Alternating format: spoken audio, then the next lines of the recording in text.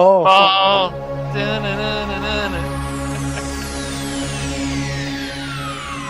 Ladies and gentlemen, may I have your attention, please?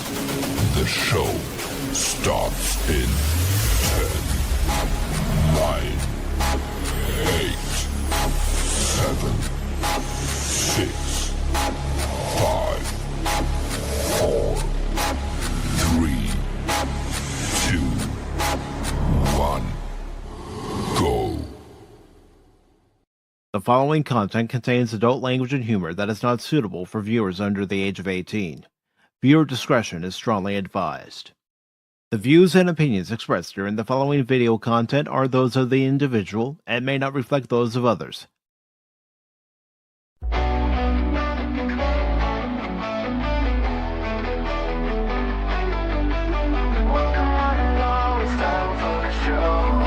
Pacific414 Pop Talk is here.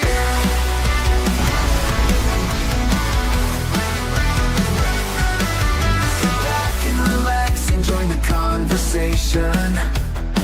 We've got Baron and Orman, Tagge, Cash Money 007, and even Mike too. Pop culture, entertainment, news and reviews. Discussions will have opinions made from the panel to the chat. Everyone is welcome here. Reactions, watch parties, and special guests. We like to have a good time.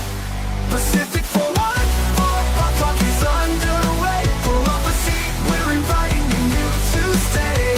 Articles, collectables, reviews, you say. Baron, Cash, and Mike bring the fun tonight. Now sit back, relax, enjoy the show. Don't forget to like or comment below. We almost forgot to share out the show. Pacific414 Pop Talk is one of a kind. It's true. It's true.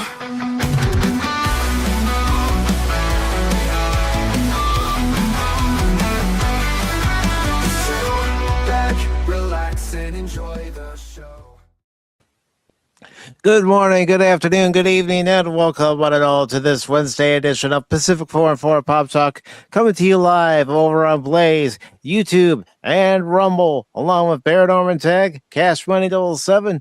I am your host, Mike. Sorry about the delay, but Cash and I were talking shop when it came to baseball, and if Craig Counsell and the Chicago Cubs can get off their lazy fucking asses and actually win a fucking game after having two 10-game winning streaks now and a 10-game losing streak, that would be great. You overpaid pussy boys. No, it's ridiculous. You got these overpaid fucking millionaires, and they're showing a lackluster effort. Yep. Yeah. They missed a few pitches. Yeah, we just gotta get it put together. Yeah, Craig. Yeah, you do gotta get it put together. Stop picking your nose, wiping your ass. Get out there, play ball, strike out the opposing batters, and get some hits. Score a lot of runs, not just one, like you did last night.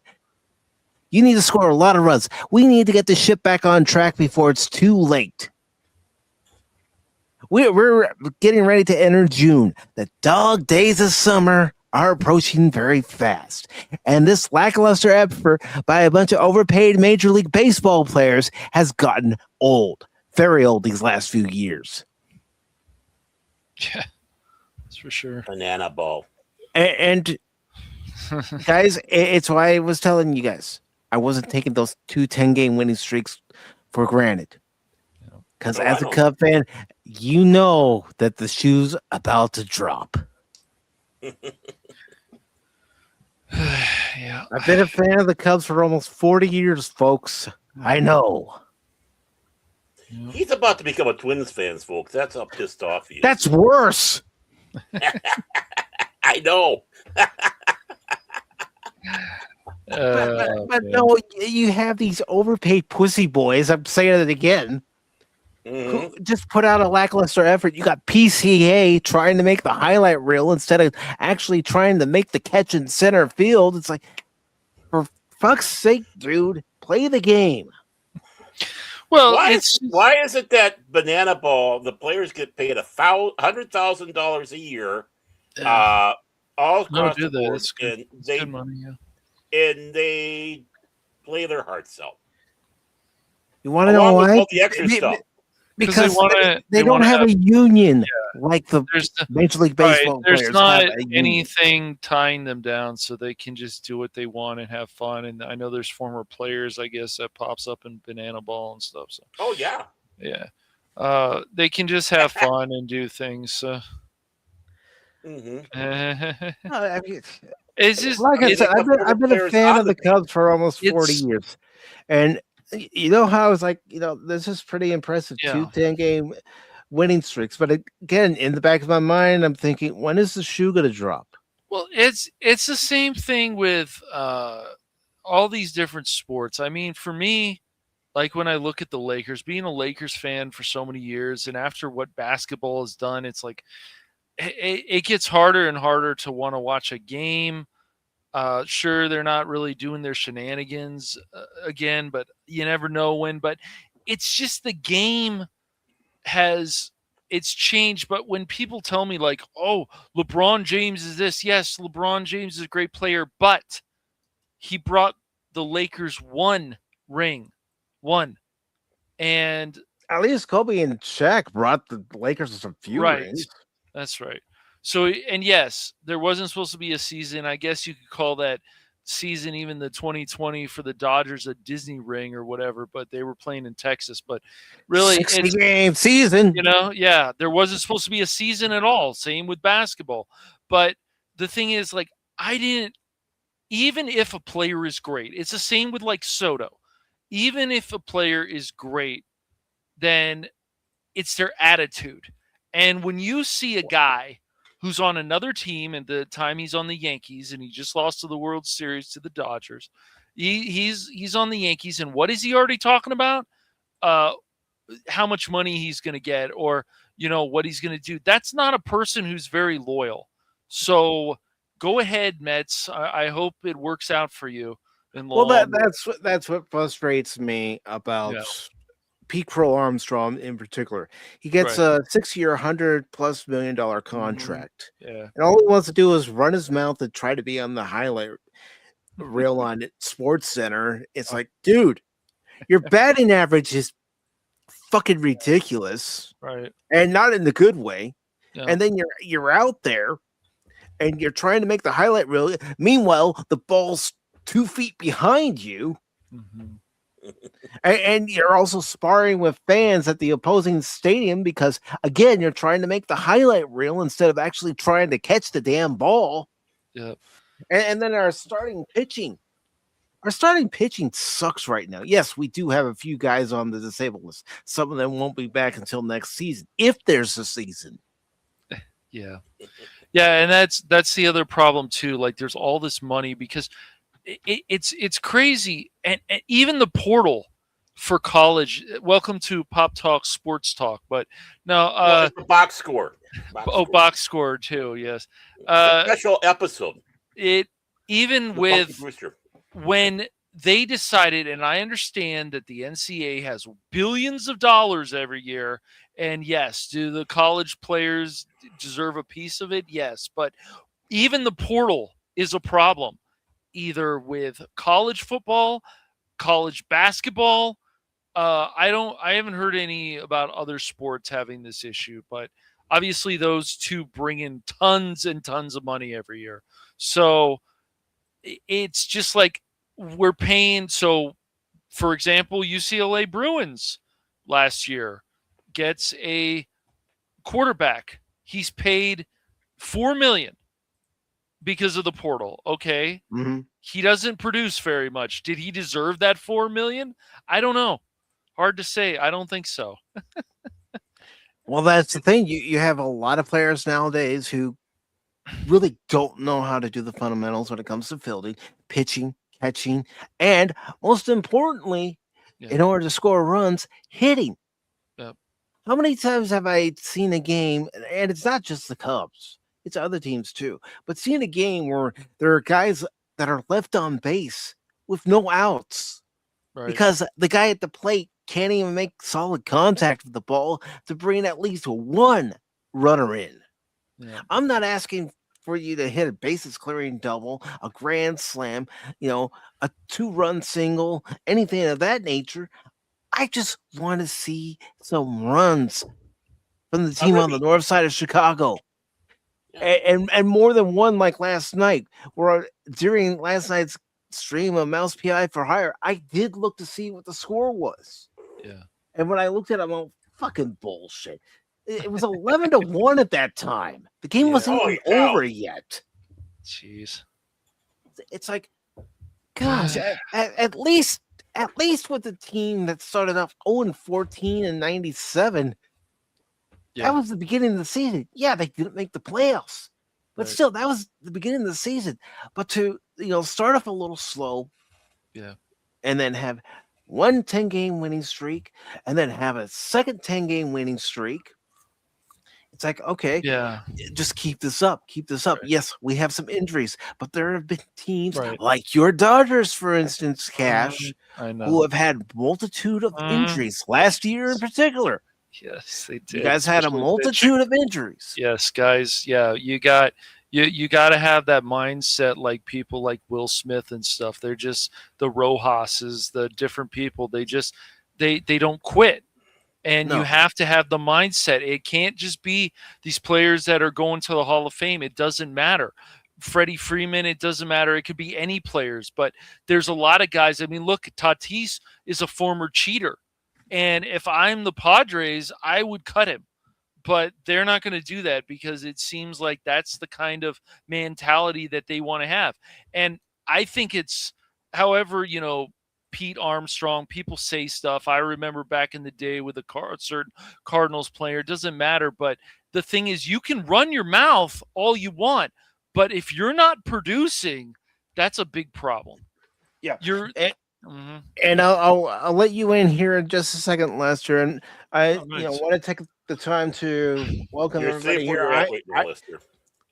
I know this is an interesting way to start off Pop Talk, but I'm just frustrated as a fan of the Chicago Cubs right now, and I'm venting. Yes. I'm venting. Yep. Because this is unexcusable. Yep. Unfreaking excusable. Mm-hmm. So, Lady Mist, Apollonie's Minion. We got Tim. He's over on Rumble and YouTube. We've got Helion. Good to see you, Helion. Yep. We've got Shane. Yay. All right. Yay. Padawan over on the Rumble side.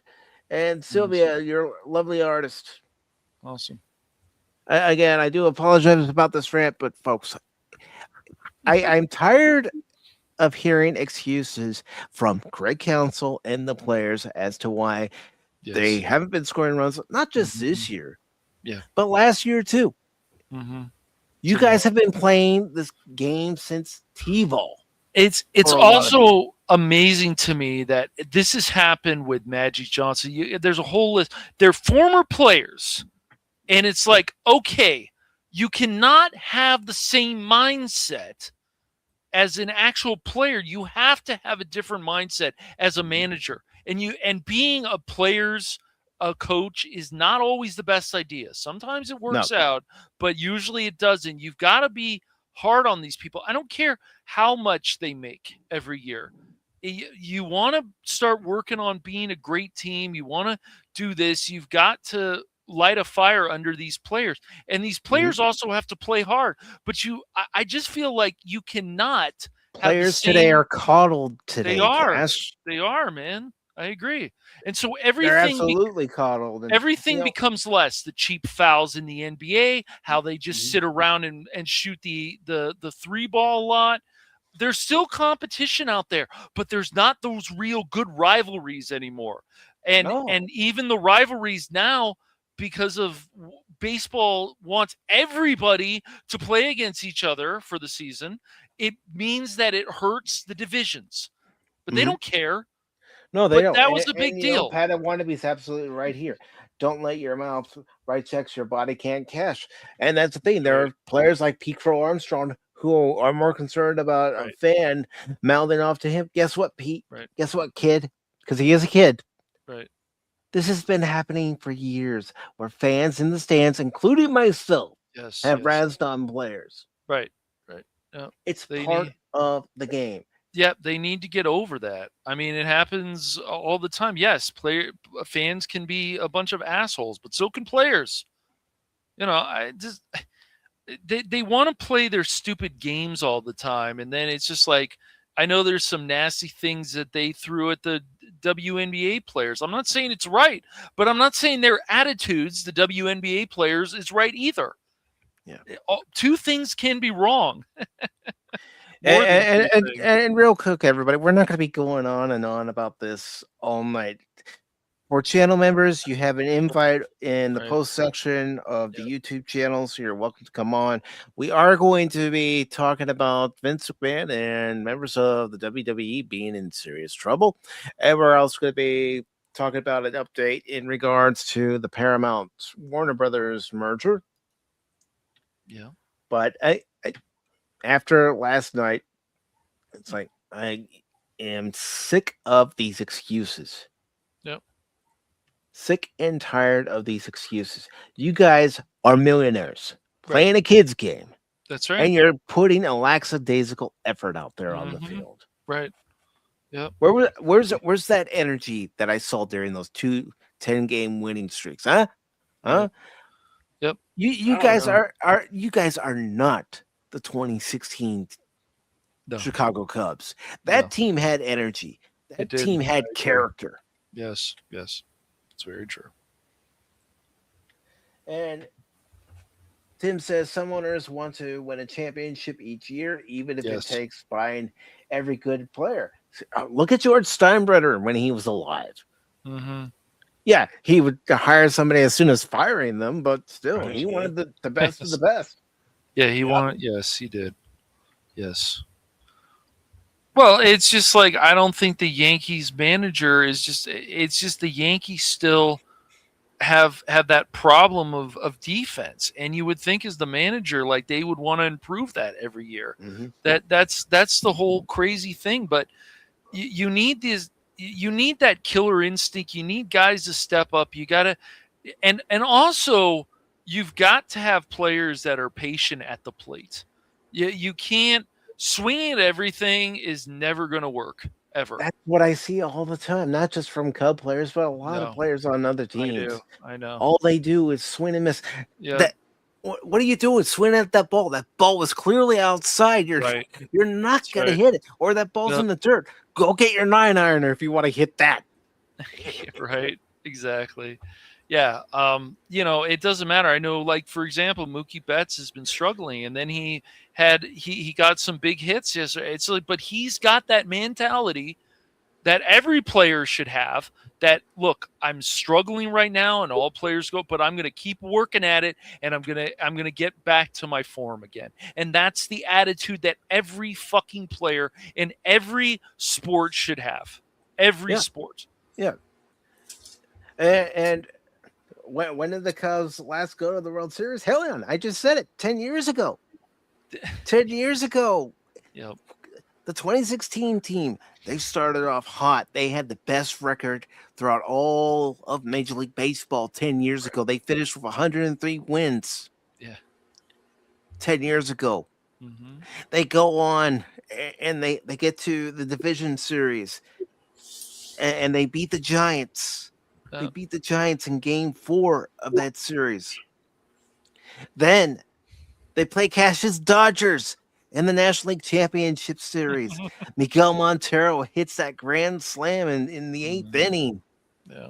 And the Cubs win game 1. Then the Dodgers come and they win games 2 and 3. But then in games 4, 5, and 6, the Cubs win. And for the first freaking time in 71 years, Cub fans got to see the team in the World Series against the Cleveland Indians. That's right, the Cleveland Indians. They weren't the Cleveland Guardians at the time. They were the Cleveland freaking Indians. And that World Series, they lose game 1. They come back, they win game 2. Game 3 and 4, they lose at Wrigley. elimination time, game 5, the Cubs managed to win that game. They win game 6 by a blowout. Then game 7, how could anybody forget game 7 of the 2016 World Series between the Indians and the Cubs? Mm-hmm. Yep. Cubs are leading. Roldis Chapman comes in, and he's facing Rajai Davis. Rajai Davis hit that 2-run home run to left field that ties the game. And then, you have that 17-minute rain delay before the top of the 10th inning starts. And, that's where the legend of Jason Hayward's locker room speech to the team saying, "We've made it this far. We can't quit now." And that was their slogan. "We never quit." What? We never quit. What? What? So, What? What? What? What? So then that top of the 10th starts. Kyle Schwarber leads it off with a base hit and is lifted for pinch runner Albert Almora. And then, things just start falling into place. You get a hit by Anthony Rizzo. You get a hit from Ben Zobrist, who was the MVP of that series. And thank God the Cubs signed him. He was the heart and soul of that team. Ben Zobrist, Anthony Rizzo in that 10th inning, Miguel Montero in that 10th inning.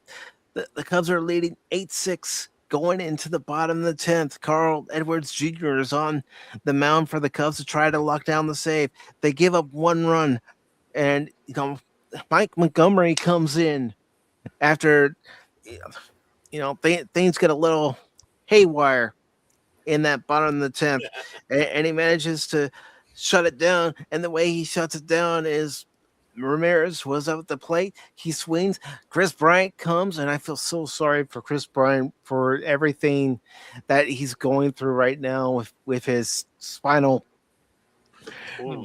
degradation. It's deteriorating, and he hasn't been able to play.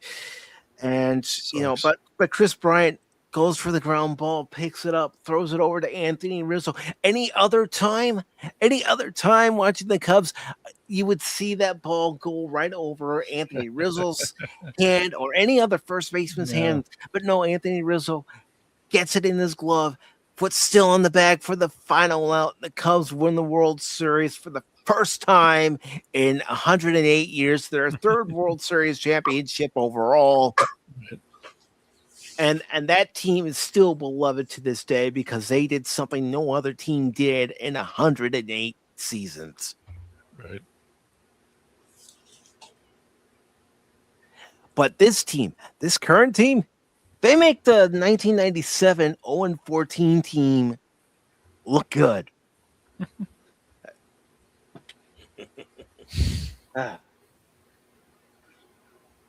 I appreciate that, Sylvia. And thank you to everybody for listening to the rant. Lester, thank you for listening to the rant. But after last night, it's like, you sorry sons of bitches. Usually that's what it says to me. I'm just going to say many industries should take a look at the NFL contractual dynamics, because as much as many fans grieve over contract negotiations, there is a lot to be said about team-friendly deals where if a player's not cutting it after the first year, they take the Band-Aid off and they ship him off either to another team or they flat out cut him. It's like in the NFL, at the very least, there's a small percentage of owners who are really committed to winning. I would imagine, I don't know what the percentage is, the same can be said for baseball. There's only so many owners, or few, who are committed to actually winning. You brought up Steinbrenner. There is a time and place for the Steinbrenner, But if you look at a guy like Jerry Jones, I don't know if he is as committed to winning. So that's the same thing. If we are going to segue into other industries, like, say, Hollywood, like when we talk about stuff like the entertainment world, there has to be a degree of cutthroat.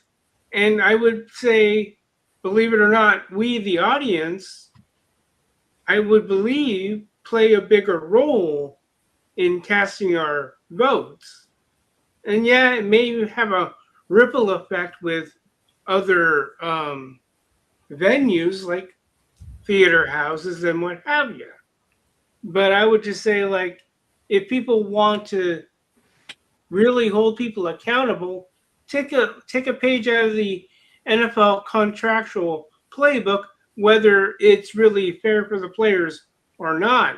But at least players in the NFL know, oh crap, like you just take a look at a guy like Tua. The Dolphins were willing to eat that salary, and they just cut their ties Yeah, after. unfortunately, Lester, baseball's union is a lot stronger than the NFL union, and the baseball players union wouldn't go for anything like that. We're lucky they allow the deferred payments that teams are starting to do now. Yeah. Yeah. Yeah, but Yeah, I'm just saying. Like, Yeah, Jerry. People like Jerry Jones are. He doesn't see. He feels like he acts like he wants to win, but it's like, okay, if that's the case, then start working on the team more. Will he ever wake up? I don't know. It may take somebody else before the Cowboys start really getting back into. Well, getting back to the Cubs, Tom Ricketts and the Cubs front office took their sweet time before they actually made any moves this last off season. So, Right. you guys, you really want to improve this team from the 2025 team? Well, you're letting some good pitchers go. Certainly letting some good hitters go, and that's what we need. We need guys that can hit, not these guys with 294 batting averages one year and then hitting in the Mendoza line the next. Yep. It's Mendoza. It's just frustrating as a fan, and I needed to vent. Sorry, folks, I needed to vent. Nothing to be sorry about. But you know what? We do have a couple articles that we can all opine on. Oh boy. They're not baseball related, thank God. Thank God. Otherwise, you guys will be like, okay, Mike, we're out. Yeah, you're on the verge of a stroke. But here we go.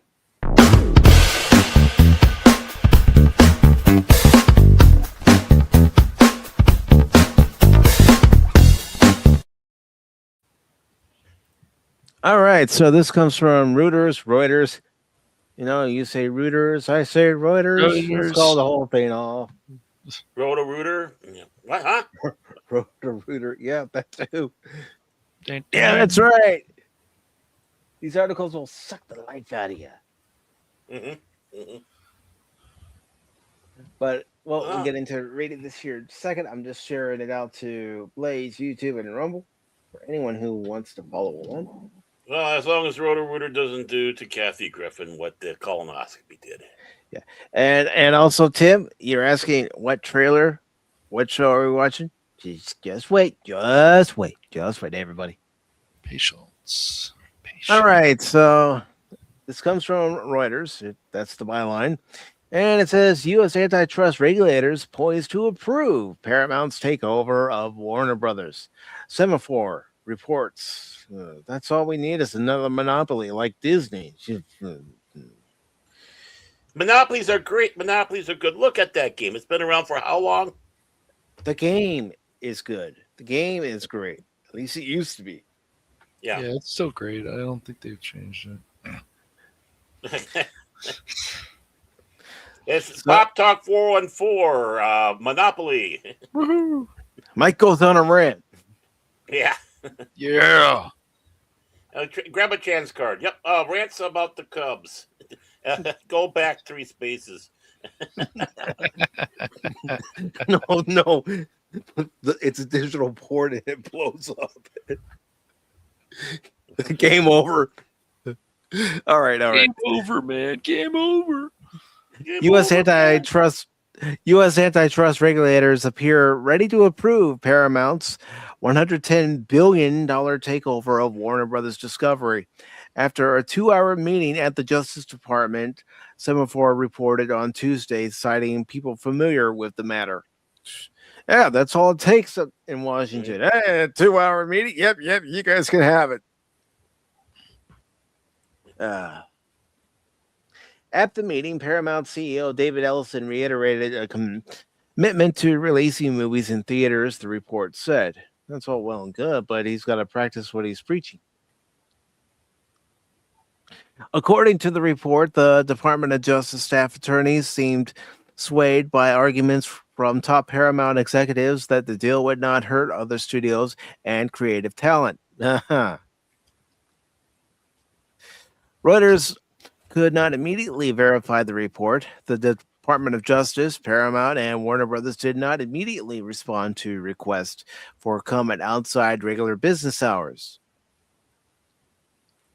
Hollywood and Wall Street are intensely interested in the high-stakes deal, which would bring together some of the entertainment industry's most enduring franchises, but could hurt film and television jobs. The Department of Justice in March sent subpoenas in its investigation of Paramount's acquisition of Warner Brothers, seeking information on how the deal would affect studio output, content rights, competition among streaming services, and how the acquisition could affect movie theaters. Top Hollywood stars have also opposed the merger. Jane Fonda, J.J. Abrams. Well, J.J. Abrams is opposing it because then that would mean his Warner Brothers deal, as it stands, would be null and void, most likely. Well, what's he been doing for Warner Brothers? Nothing. Exactly. Yeah. Money for nothing, and he's a dick for free. Yeah.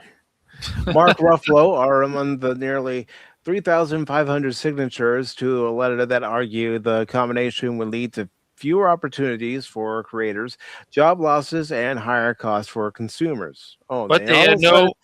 They all of a sudden care about us. Yep. They care. Yeah. They were fine with Disney taking over 20th Century Fox. They're such fucking hypocrites. They were fine with Disney buying up Marvel Studios. They were fine with Disney buying up Lucasfilm. That's right. Shut the fuck up. Jane Fonda, Mark Ruffalo, and whatever. Shut the fuck up. Jane Fonda. Yeah. Look, if anyone ever sees Jane Fonda, just look at her, shake your head, and move on. Do like Donald Sutherland in Invasion of the Body Snatcher.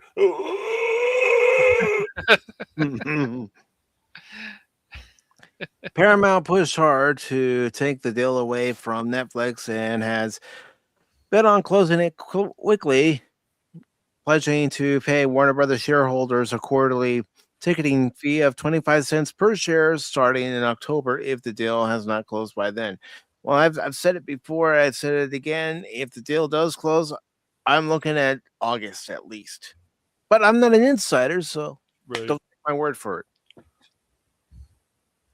Mm-hmm. And that's it for the article. Wow, that was fast. Yeah. Short and sweet, right? Mm-hmm. Yeah. Just like her disdain about the deal. Yeah. I am vehemently opposed to this. I think David Zaslav needs to turn Warner Brothers around, and then he can flip it for a profit once it has made a profit. Yeah. Yeah, I don't know why he's always had a vendetta against Warner Brothers. It's just he removed some cool stuff off the HBO Max and stuff. I'm guessing he's the main reason it was removed. Some of the Looney Tunes content and other cartoon shows can be found on Tubi now. Yep, they can.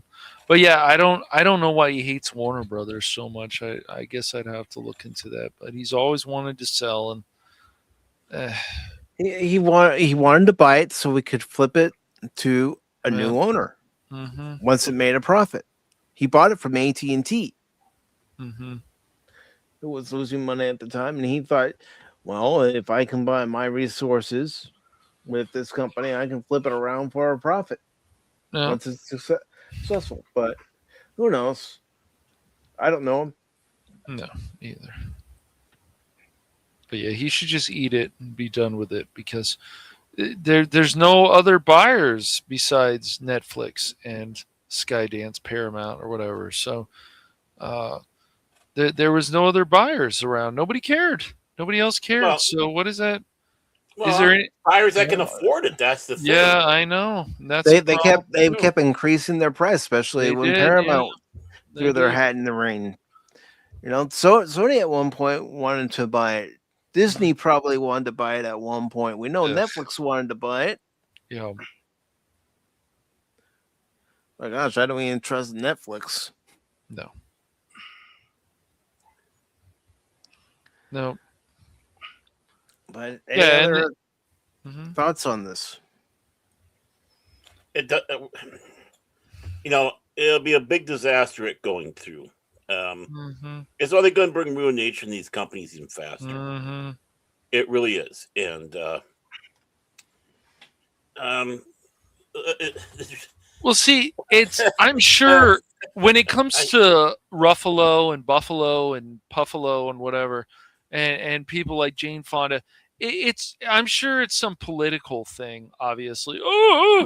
But looking at it, if you look at it reasonably and not like an idiot, then you'll just like these monopolies have proven over the years to always be a problem. So we need to break them off because then we can start having more competition. Wow, what a concept! That's what you well, need. and not Not just Hollywood. just yeah, No, not not just, just in Hollywood. Hollywood. You need it in the gaming industry too. Yes, we do. Yeah. Nobody wants to take a risk. No. Well, they should take a risk. I mean, look at the movie Obsession. A movie made with a budget of between $750,000 to $1 million has already made $84 million worldwide at only 2,000 some odd theaters. What does that tell you? $1 million. Dr. Evil. However, it's being marketed, it's effective. I think I've caught a few commercials for Obsession, even on Prime. I don't know the studios behind it, who's funding it, producing it, but I did catch a few commercials and maybe some scuttlebutt on YouTube, but it's that ecosystem of word of mouth advertising, however you can get it on screen, and it's got to be well executed, and the more people know about it, like at least for the YouTube scuttlebutt I listen to, people, not horror isn't everyone's jam, but everyone's talking about it like, yeah, it's well done. Apparently, whatever formula they're using for this movie has gotten people to get out and get on social media and tell their friends, hey, you got to watch this movie. I mean, yes, Focus Pictures distributed the movie, and on its opening weekend, it made 17 million. 17 freaking million for a movie that was made for a budget upwards to $1 million. That's unheard of these days. Yeah. I mean, you have Godzilla -1. Yes. Made for roughly 19 to 20 million, and that made gangbusters. Yes. Hollywood, get the hint. You don't need to have a huge $300 million budget for your movie to be profitable. Nope. I mean, Mandalorian Grogu. Remember, Baron, when we looked at the box office on Sunday? Yeah. And for Sunday in particular, it said that it had made 82 million. Well, it dropped to 81.7 million. Mm-hmm. And its domestic total at the time was 100 million. Mm-hmm. Yes, it's gotten 104 million now, but still, that's not a lot. And 167 million worldwide total. It's not doing gangbusters. Well, But remember when, I learned, or scuttlebutt I got, that it wasn't made for as much money as Take care, Helion. it wasn't. It didn't cost as much as your. I guess you can call it your standard Disney production, whether movie or streaming series. Like they said that it was comparatively a budget film when you compare it to the others. So even though it may not be making gangbusters money, because I think they said it was already paid for by another entity or another set of payers that Disney's not really paying all that much for, or didn't pay all that much for the Mando and Grogu movie, which is interesting. But I'm not going to say it isn't, yeah, yeah, yeah. but still, its production budget was 161 million. Yeah, it's made 167 million, but it supposedly had a marketing cost of 80 to 82 million. So there are people speculating it would have to at least make 400 to 600 million to be considered profitable. Yeah. Mm-hmm. Remember though, in the old days when they didn't even count the international, if the domestic didn't get to that point, it was considered a failure. Now they got to use the international to get to those numbers to the Crow victory. I mean, if we started including internationals in a lot of the past movie releases in their takes, they'd be making their numbers would be incredibly high. Well, think about the box office failures that might be box office successes if we had factored in the worldwide total back then.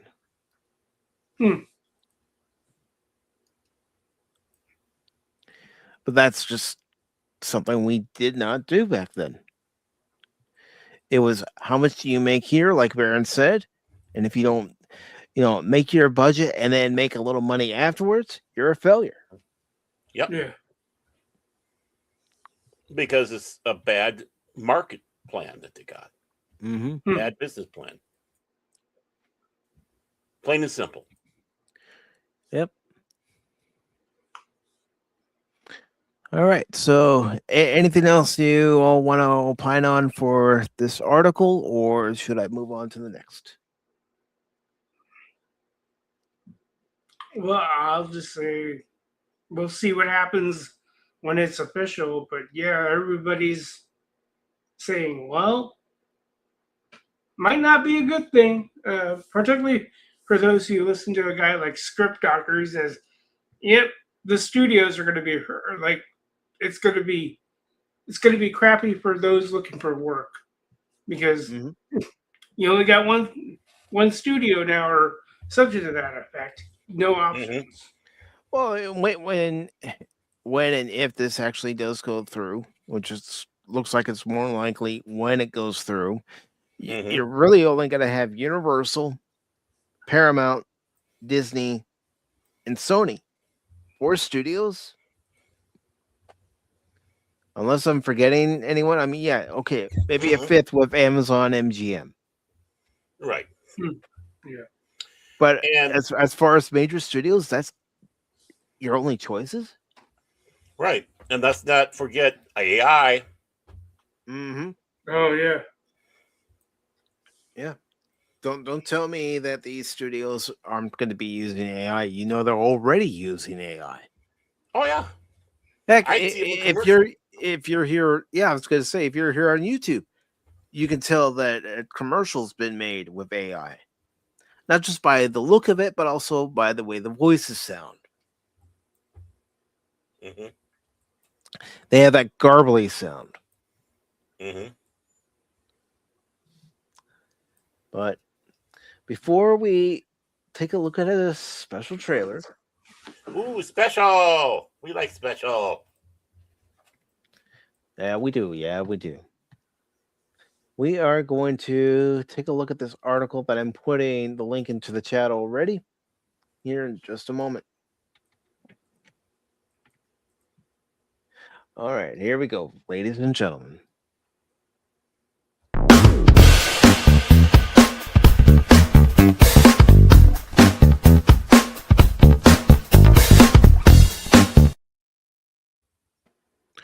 This comes from WrestlingNews.co. I thought this afternoon, I said, "Oh, I think we should talk about this."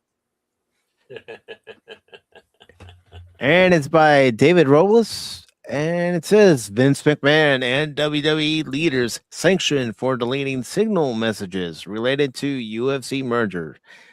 They're in deep shit. Vince McMahon and WWE senior leaders have been sanctioned by a Delaware Chancery Court judge for acting recklessly and allowing signal messages related to WWE's merger with UFC to be deleted. A ruling that will make it significantly harder for McMahon and WWE's directors and officers to defend themselves when the case goes to trial on June 8th. Vice Chancellor J. Travis Laster issued the sanctions in a 40-page opinion on Wednesday, ruling that at trial he will presume certain facts to be true against McMahon and WWE President Nick Khan. The standard of proof required to overcome those presumed facts will be elevated.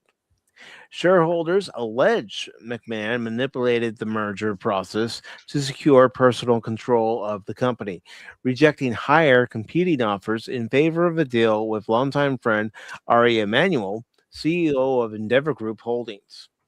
The 2023 merger valued WWE at $21.4 billion and combined it with UFC under the TKO Group Holdings umbrella. Among the facts the judge will now presume to be true at trial, that McMahon's decision making regarding the merger was influenced by Emmanuel's promises that McMahon would remain at WWE and receive legal support for federal investigations into sexual misconduct, allegations against him that McMahon had decided to pursue a deal with Endeavor before WWE began its official strategic review process. That Khan communicated with Emmanuel in 2022 to help facilitate the deal, and that McMahon and Khan worked with their financial advisor to steer negotiations toward Endeavor and away from other potential bidders.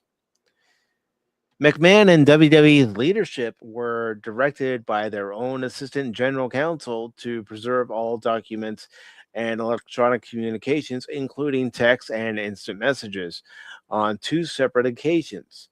Once in June 2022, after misconduct allegations against McMahon became public, and again in January 2023, after WWE began contacting potential merger partners. Both instructions were disregarded. Tisk tisk. Laster's opinion details how Khan, McMahon, and others at WWE changed the auto delete settings on their signal chats with McMahon after the preservation orders had been issued.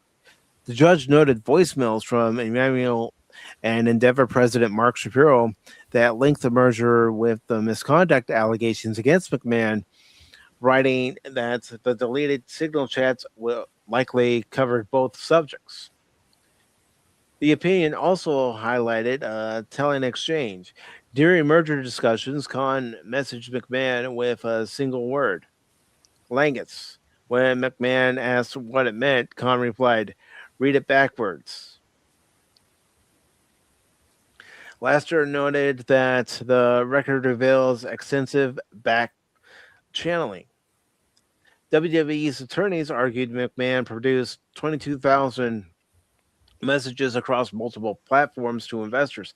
However, the signal data could not be retrieved until October 2025, when devices that had been seized by federal authorities investigating the misconduct allegations were returned. Emmanuel and Shapiro are not named as defendants in the lawsuit. Laster did not grant all of the presumptions shareholders had sought.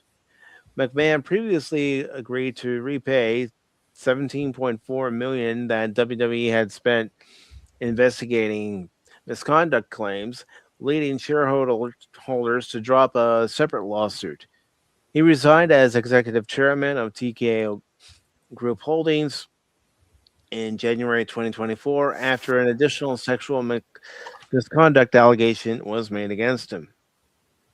This case is, of course, the WWE merger, and yeah, McMahon and company look like they're in serious trouble. Yeah, not good. Nope. What works in the wrestling industry does not work in the corporate industry. Vince should know. He should. That's interesting. I was part of a merger, and there are various reasons to do that. And I know that's spun in the perspective of company growth, but if I read the tea leaves as remotely as I do, because I've kind of been out of the whole wrestling thing since I would say adolescence. I wasn't really following it, but if I understand the reasoning why they merged with the UFC is they weren't making as much money as, and that I think that's the tale as old as time.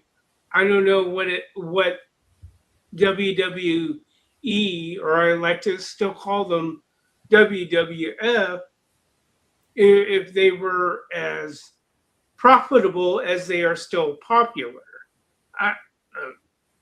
I'll toss it up to the rest Because of you guys. as much as WWE relies on ticket sales, they rely on merchandise sales even more.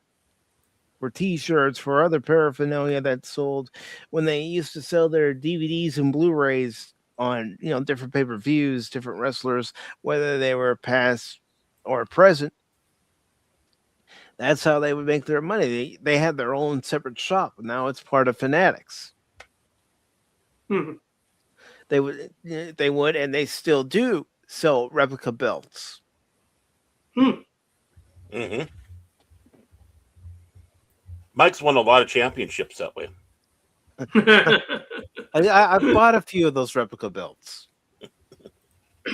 See, more than a few actually. Mm-hmm. Merchandising. Exactly.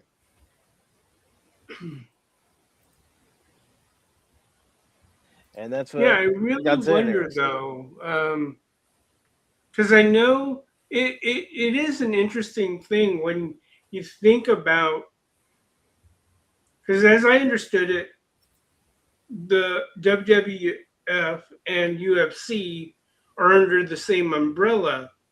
The most interesting thing I'm noticing on the UFC side is they're no longer, their advertising, they no longer rely on pay-per-view. So anyone with a Paramount Plus, they can catch the big events from the courtesy of their home. Now with the WWE, I don't know the dynamics. Here's the dynamics as far as the PLEs for WWE are concerned.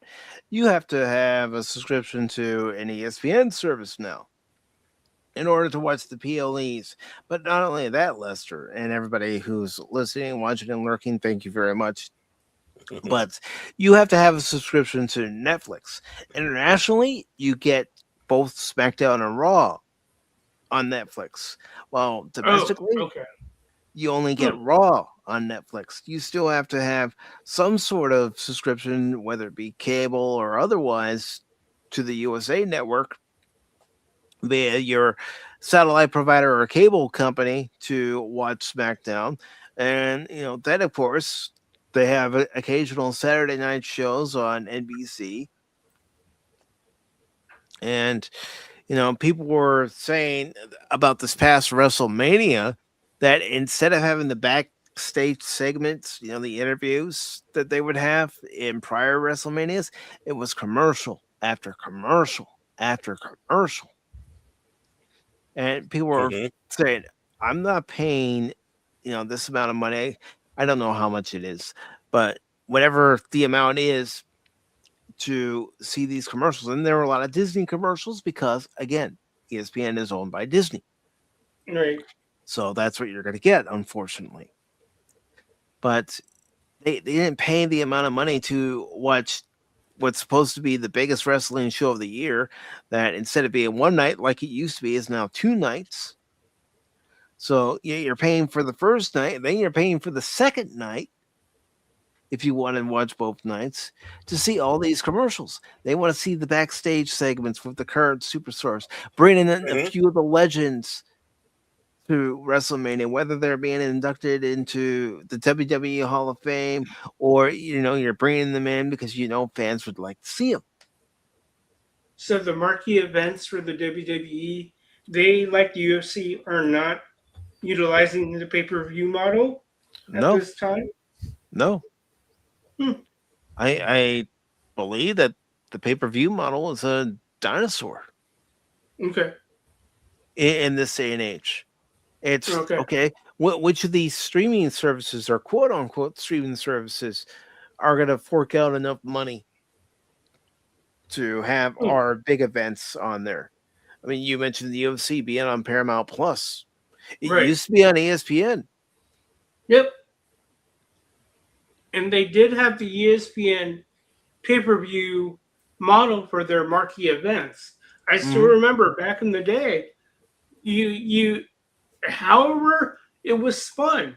Even the 80s and 90s, you SummerSlam, WrestleMania, Royal Rumble, that was, I don't know which ones were always a pay-per-view event, but I do remember there were things you had to utilize pay-per-view for, like WrestleMania. That's the Yeah. only one coming to my mind anyway. Before WWE even had 12 pay-per-views each year, their 4 big pay-per-views used to be WrestleMania, then it was SummerSlam, you had Survivor Series, and the Royal Rumble.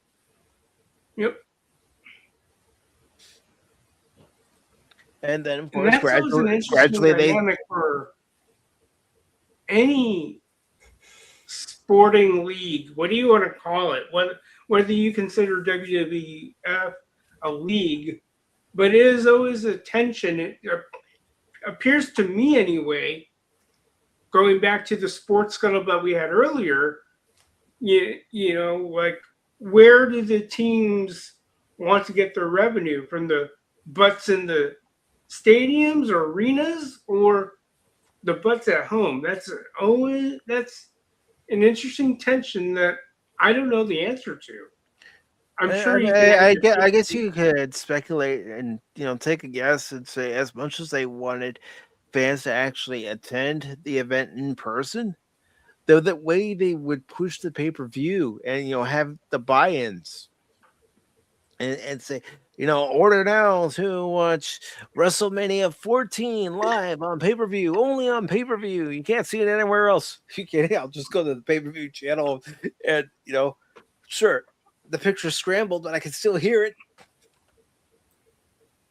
And occasionally it might get a little straight, so you can actually see what's happening. Or there was one time, and I didn't order the pay-per-view. nobody in my house ordered the pay-per-view, but somebody at the cable company must have hit the wrong button because we actually had a pay-per-view show, and it's like, okay.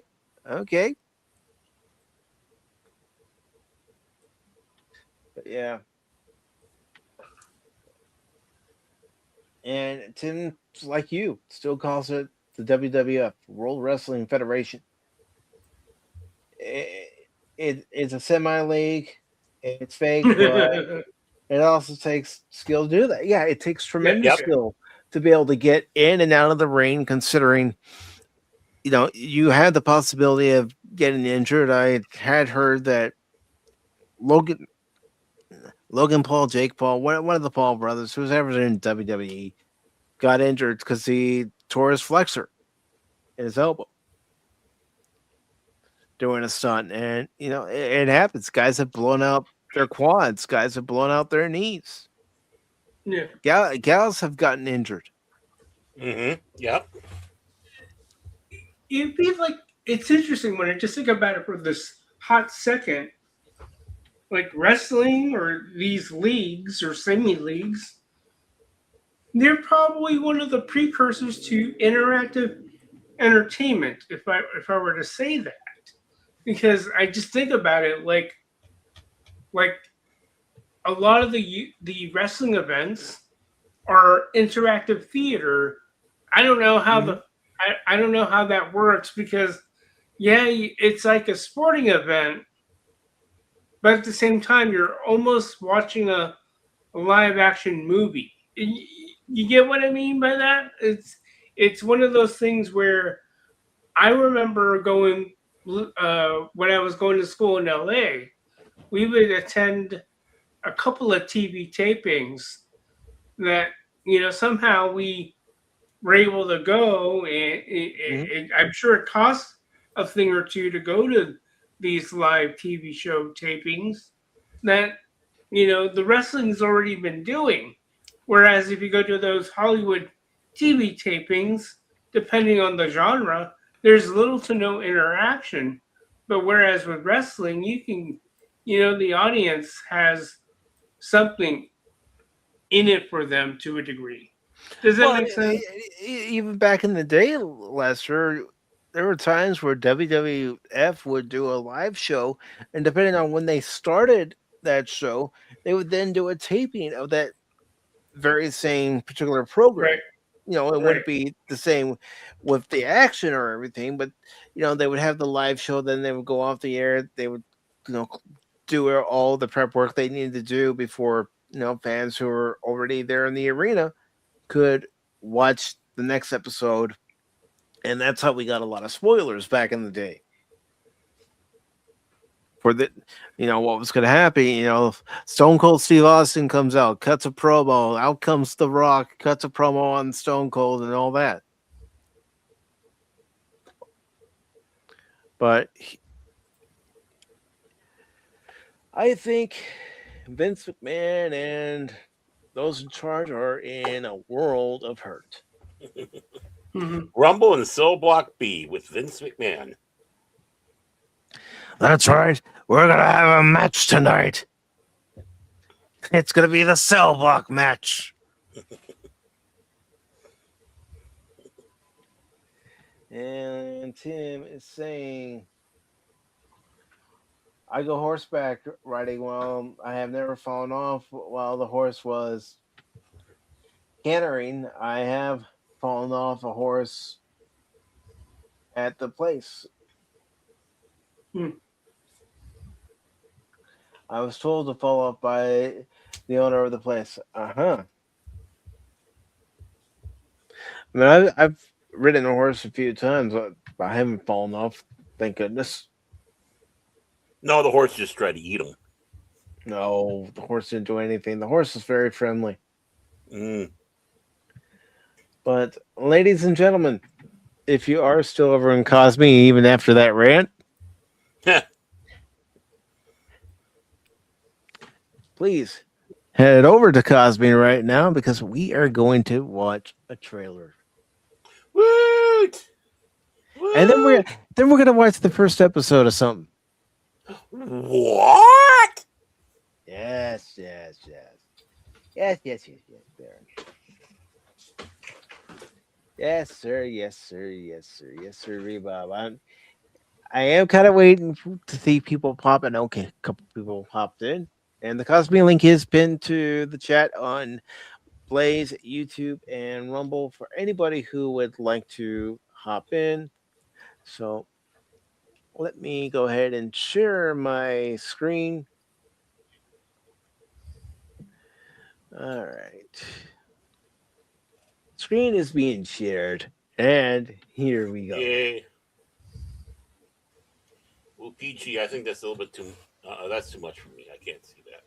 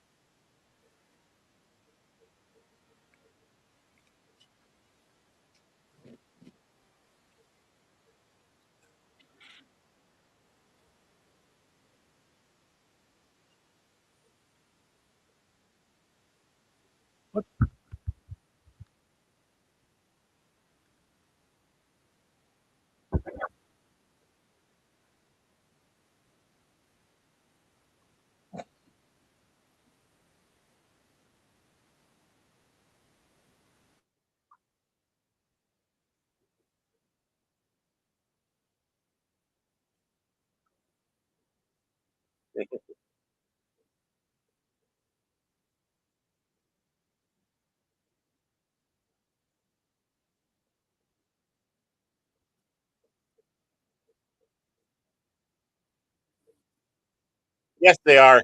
Don't believe them.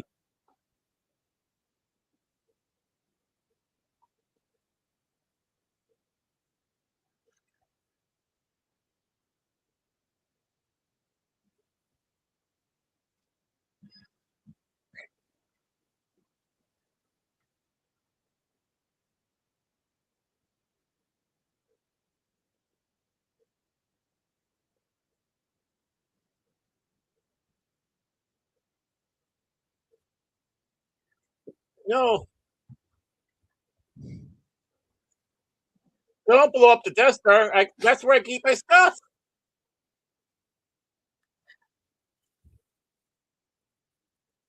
And I just want to go back to a point. I got to find it again. Uh, Where Han shoots. no, no, no. Let me just get it back. Get back to where it all. Featuring the 1977 theatrical version digitally remastered for picture and sound. About freaking time. About damn time. George, you were a putz in this. Every single excuse he had in the book why they couldn't do it the original one. We can't do it. It's not possible to do it now. Mm-hmm. I hope they release this on DVD or Blu-ray. They need to. They need to. I want a physical copy. Me too. Yep. Once I learned about the 4K restoration series in groups, I got onto that as soon as I could. I don't know. Maybe I will actually go premium screen if they are going to do that. I doubt it, but I would just, hey, let's see what it looks like if they're going to show it on, for example, IMAX. I would sign up for that. I don't know if they will, but if they did, I wouldn't oppose. Because go ahead, Lester. I never. I don't think I saw it in the theater. Maybe when they redid it in the theater, maybe to some degree. But other than that, my first exposure was the network TV showings. Yeah, that's how I first got exposed to Star Wars, was when it would be shown on TV. Mm-hmm. And I was lucky. I saw it in the theater. I do want to say good evening to Scott Westbrook, and Scott has generously giving a $5 super chat. Says good evening, gents. Stopping by to drop a like and a fiver. Well, Scott, thank you very much for that. Really do appreciate it, brother.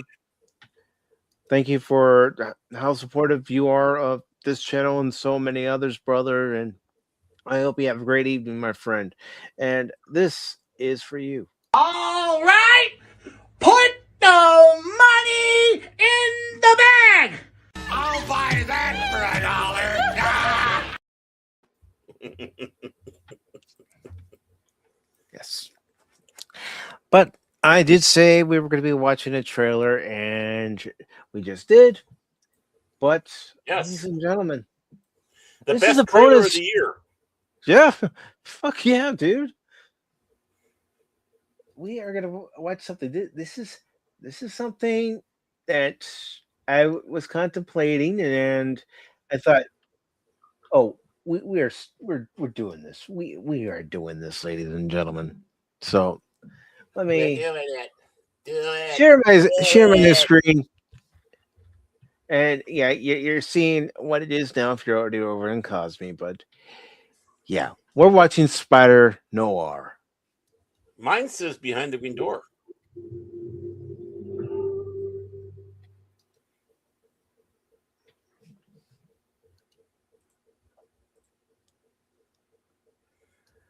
I can switch between color and black and white. Unheard of. But the colors is like the 40 style colors. So I'm, Someone once asked me where the universe this was. Strange question that stuck with me all these years later. All I could say for sure was it was the only one.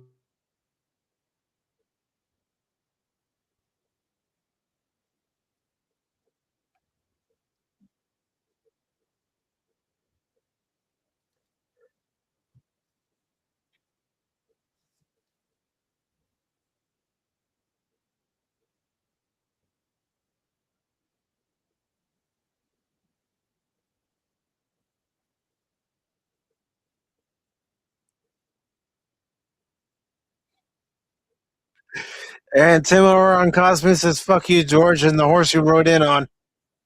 yep.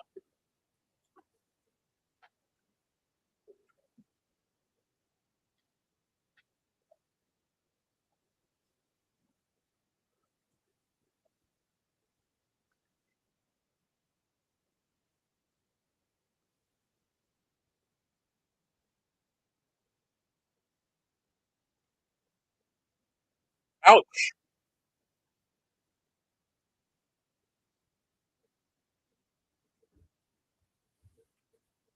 Oh no, poor Ruby. Now, if you want, at some point I can switch to the true color just to see what it looks like.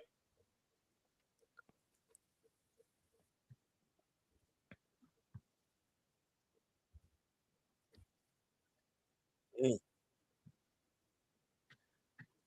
Well, let's just see what happens here. Okay.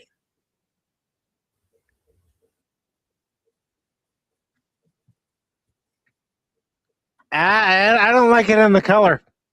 Yeah, it's New War, black and white.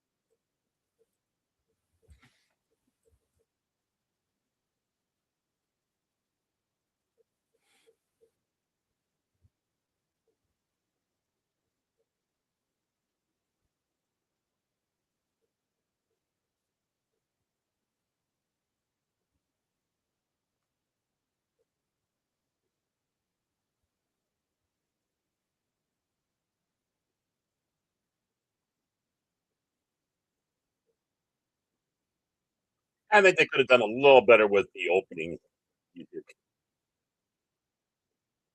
I think they could have.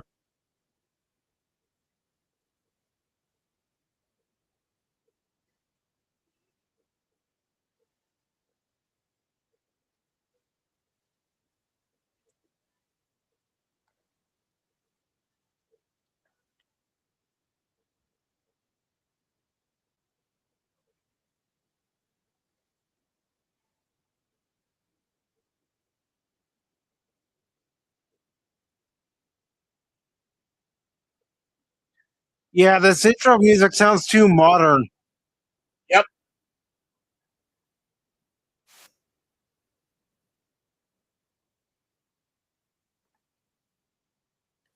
And where's the saxophone? Yes, you need a saxophone.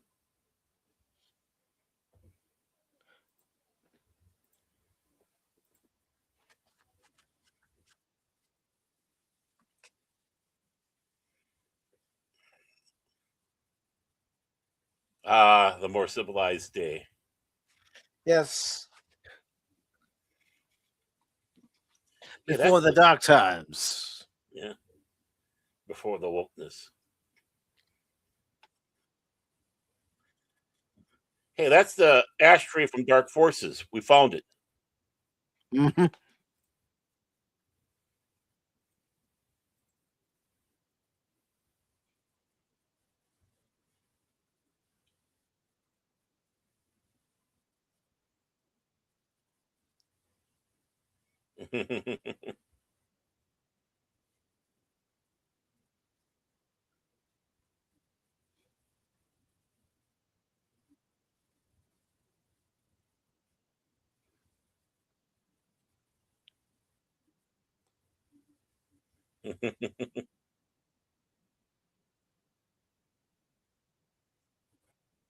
I wouldn't mind driving one of those classic cars. Oh, same here.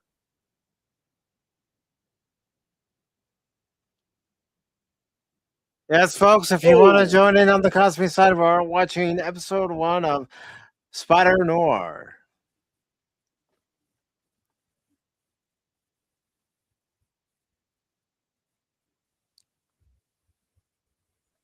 Bang.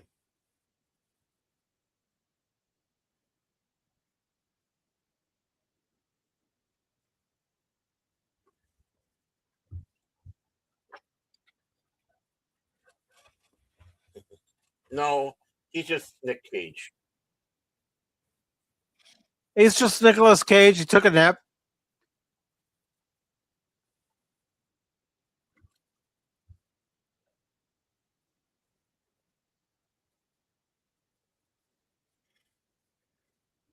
Standard Oil Company presents The Whistler. I can't whistle. I'm looking for the big cheese. Time for the big goodbye, Mr. Spider. Oh, his spidey senses.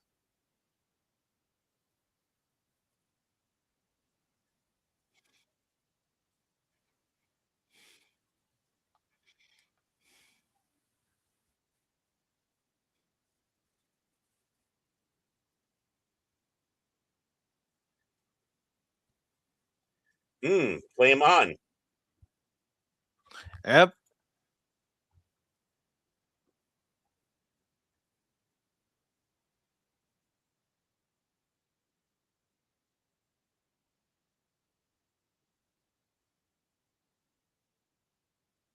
Oh, my. Ow, that's gotta hurt. Yep.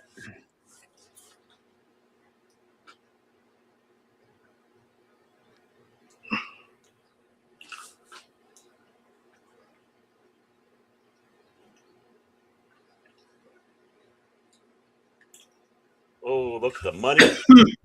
Mm-hmm. This just made me think about all the roles Nicolas Cage had throughout his career, and I'm just thinking, did he ever get pegged into a certain role type or niche? Like, I am so tempted to look up this movie I meant to watch. It was called Unbearable Weight of Massive Talent. And I'm just tempted to dig that movie up and check it out. Because I guess in some ways that Ghost Rider movie he didn't kill his career. Yeah.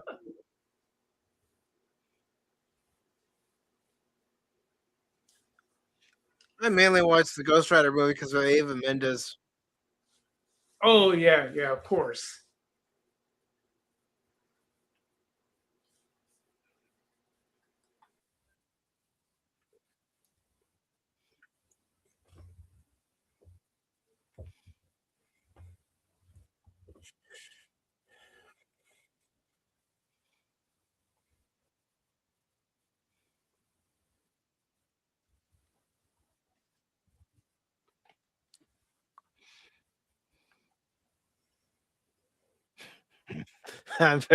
Very funny, Godzilla there.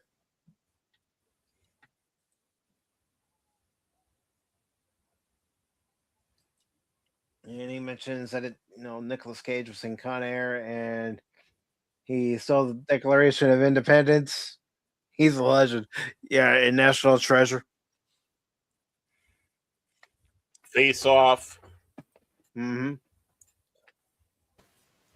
He even had a good role in Kick-Ass, even though he died.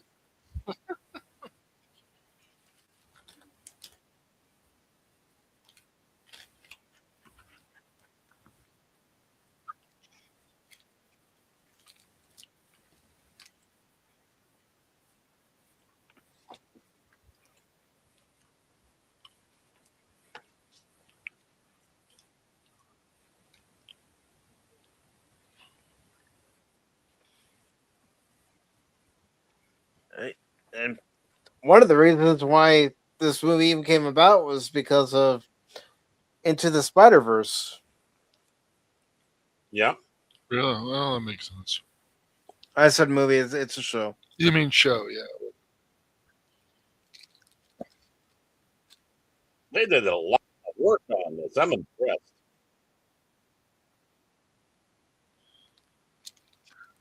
Look at that suit and hat. Everybody looking nice. Why does the secretary have to look like that? She can't be a beautiful blonde? I'm just kidding. Cash.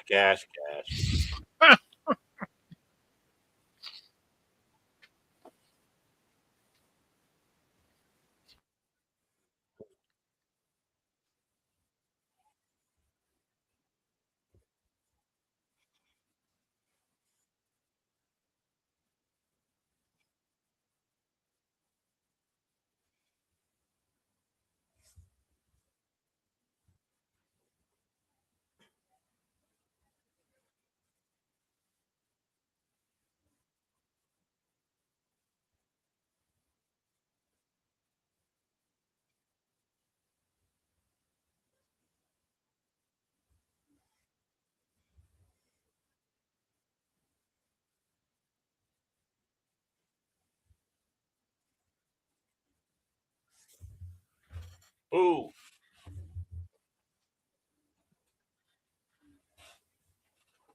We need a hero.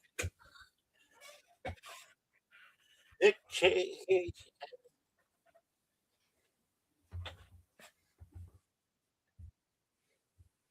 He's an older man. Mm-hmm. He's got responsibilities now. Yeah, drinking and not paying the secretary.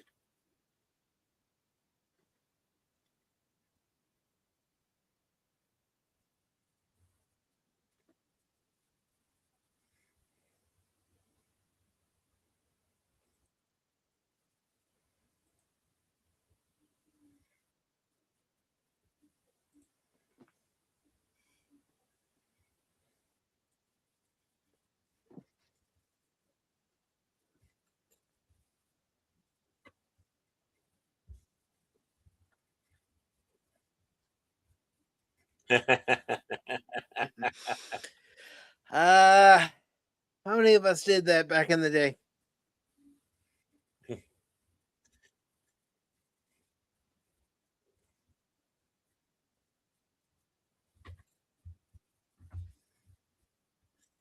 I like how he's trying to talk like they did back in time. Mm-hmm.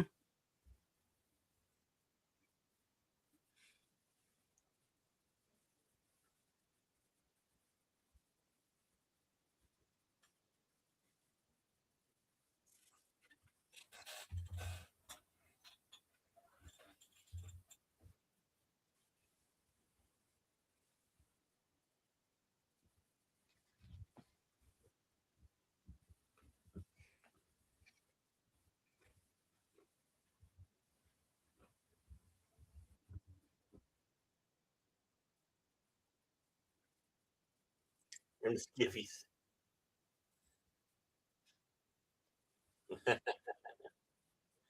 Why is he saying extra, extra? Read all about it. Yep.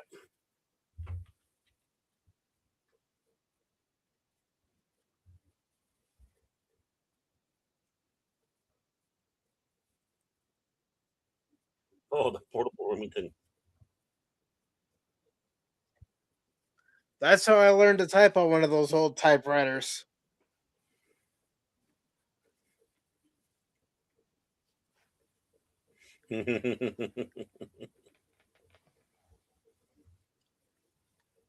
Any thoughts so far? Oh, it feels and looks just like a noir movie back then. Mm-hmm. This is what we need to do with Batman and Superman. I think especially with Batman, that would work. Mm-hmm.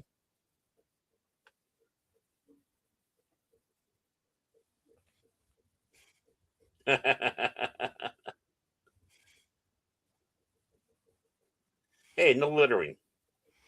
Yeah, what are you doing?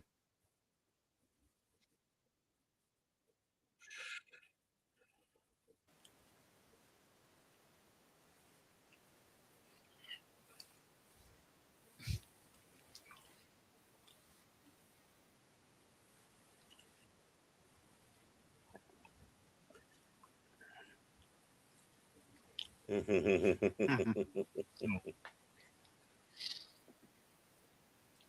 penthouse. Yep. What you gonna do now, Mr. Spidey Man? He's gonna take the fire escape. There's a perfectly good wall there. Where's Ron Burgundy to say what the hell is diversity?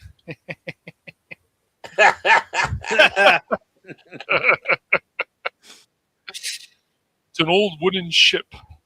No, but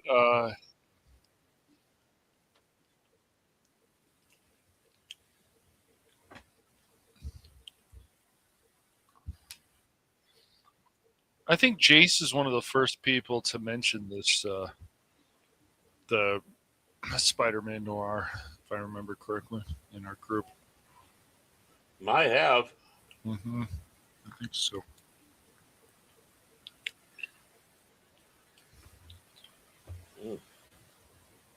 And of course, the Asian femme fatale, Lady Dragon, Mm-hmm. or Dragon Lady, I should say, usually.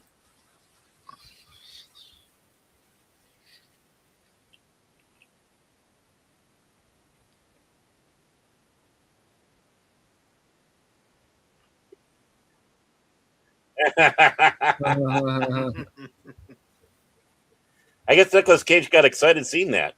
Yeah. I'm surprised you did it. Mm-hmm.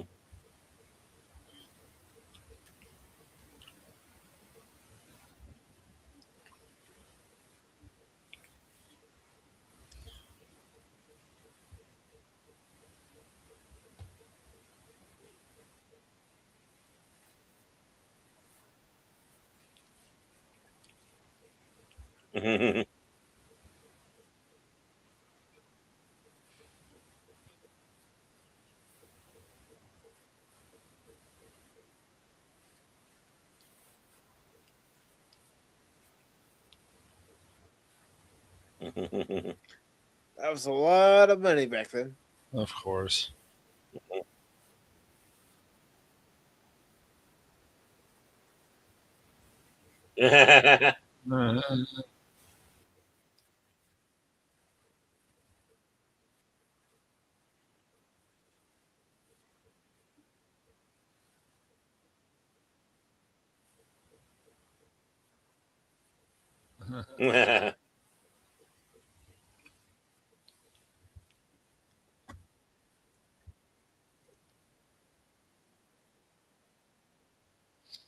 Mm. And notice how the cars look like they've been used. I mean, Yeah. they're not beat up, but dirty or whatever. Yeah. Right. Like they've been in the city. Yep. Usually, when you see them in a movie, they're always pristine.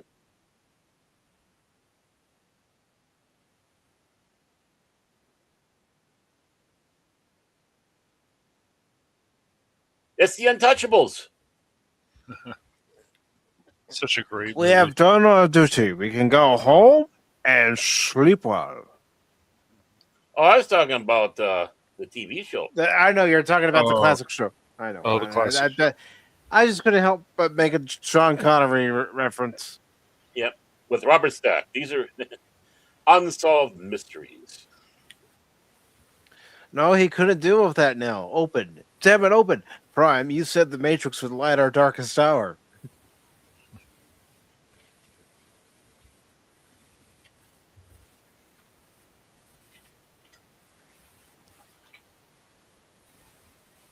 Oh, Brendan Gleeson. He's such a good actor. He's a really good actor. Yeah.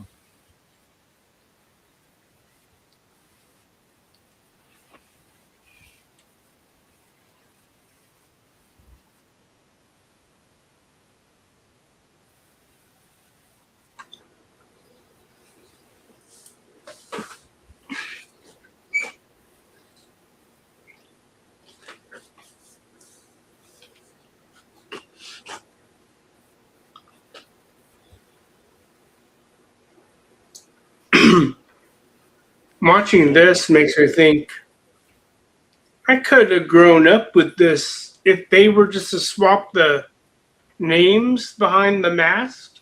I could easily have grown up with this Peter Parker if they were going to let that character do just that. I know there might have been iterations in the comics where we do see that, but it always seems to be a tension.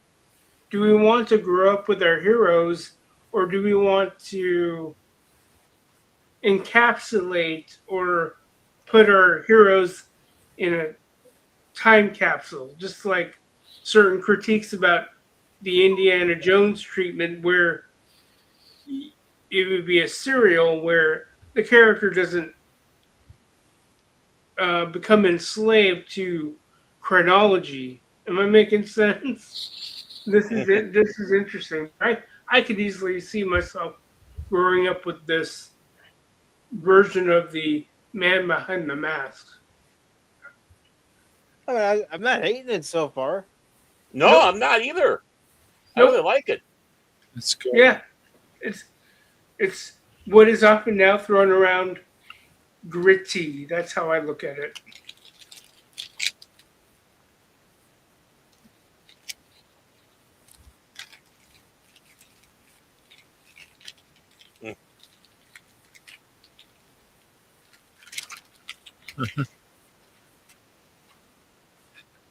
Get the hell out of here.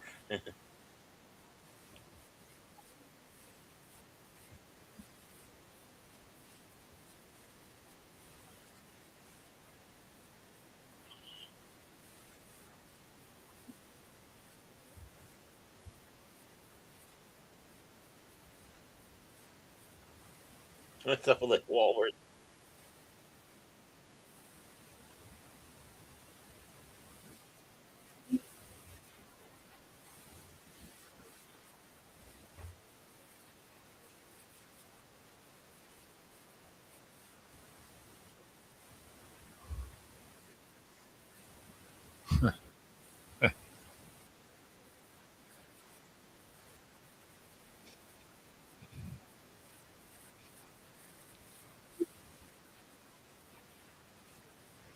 Gimbals.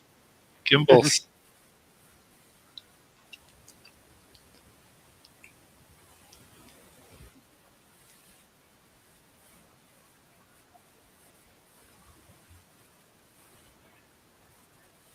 And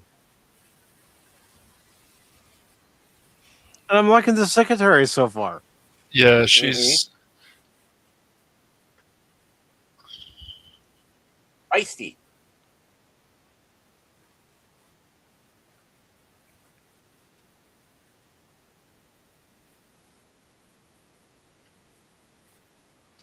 This music right here is a little too modern. Yeah. They had the same problem and stuff like what the fuck is it called? I hate when they put this modern stuff in a certain time period of history.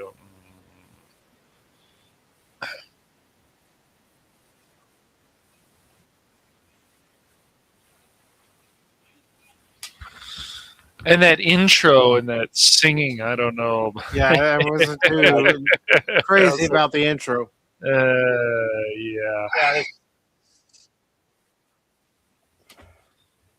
That's about the only thing I'm complaint so far. Yeah, The Great Gatsby had that problem too. They put in this modern music. I'm like, rap music. What are we fucking doing?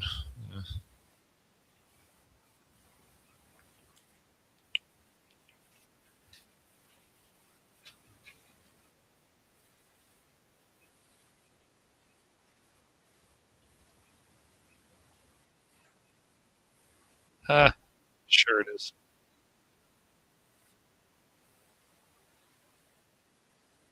I don't think Addison's dead. Oh.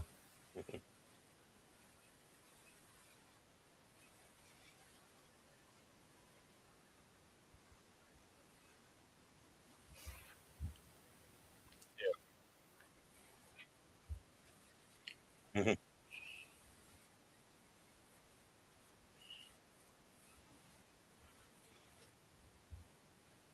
All right, here we go. About time. This should have been the intro music. Yes. Yeah. Absolutely. Or I can see if it was a little more bluesy in the opening, but this is the type of music we need through the whole thing. The music of the era. Yes. Mm-hmm. I mean, new music, but in the style. Yes. Exactly. Just what Nick Cage said. Old fashioned.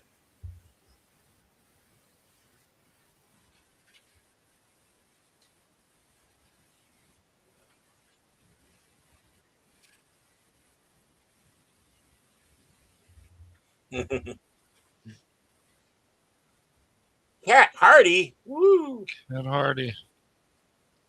Laurel and Hardy? No. Oh.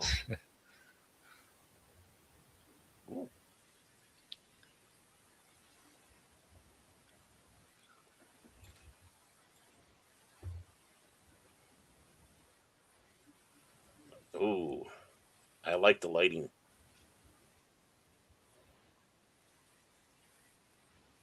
Good more tree. Dream a little dream of me. Oofta. I wonder if this is really her singing. Yeah, she does sing. Yeah.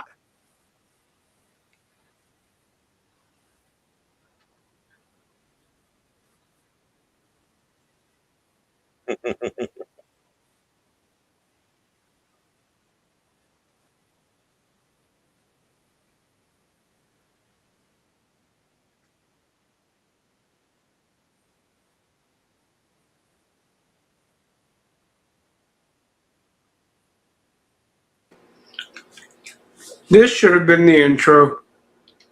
That would have worked. Yeah.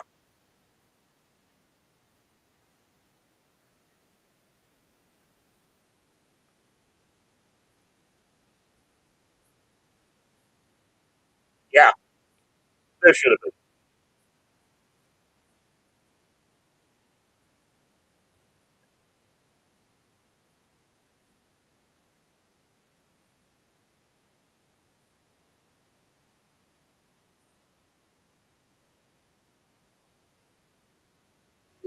Yeah.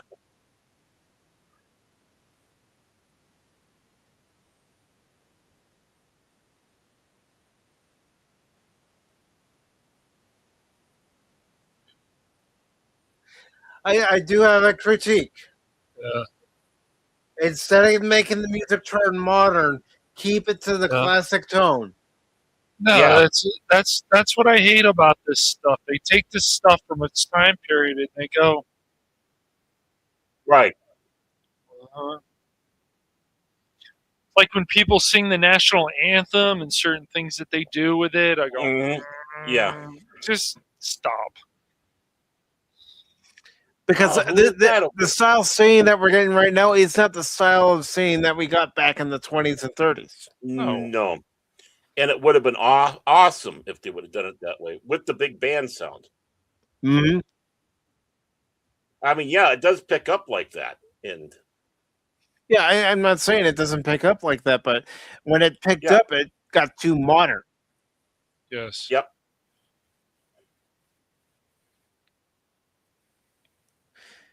If I'm going to write something that takes place in the 20s and 30s, I want it to at least be accurate to that period of time. Yeah. all across the board. Of course. Certain sounds you did not hear back then when it came to music.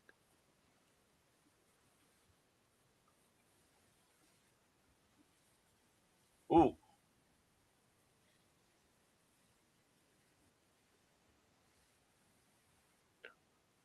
ow.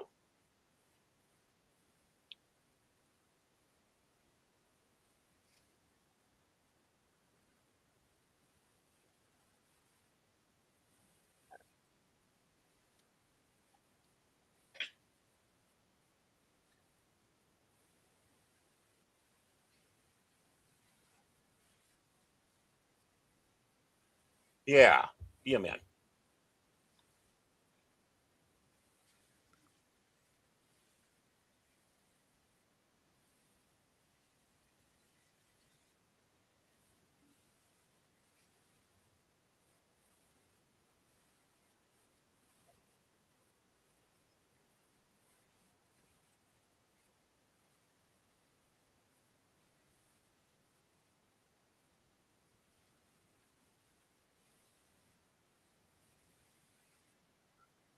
Wow.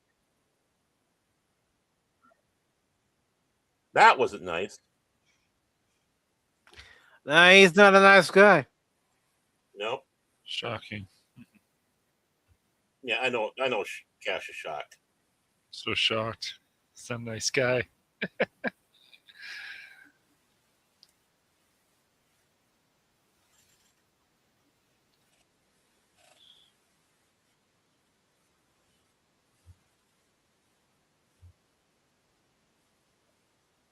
Well, you'd think he didn't either, Mm-hmm. and said he got a second smile.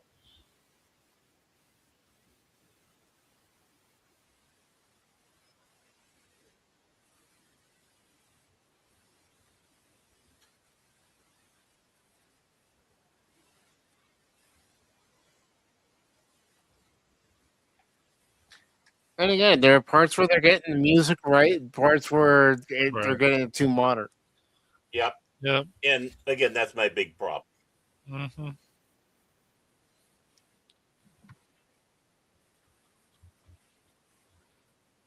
Hey, welcome to the Cosby Side panel.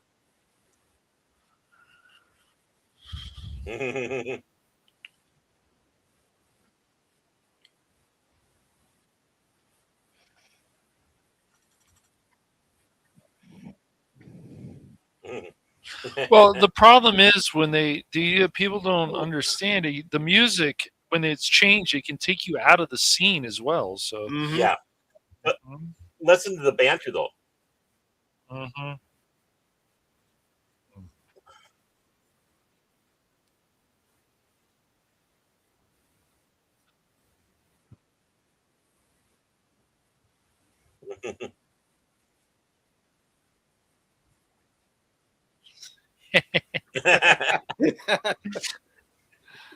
See, this is banter. Yes. Yep. And it's banter like they would have had back in the day. Yes. Definitely. Spidey senses.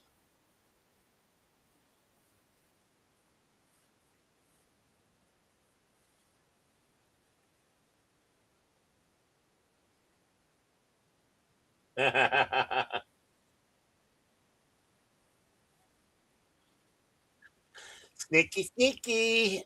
Mm-hmm.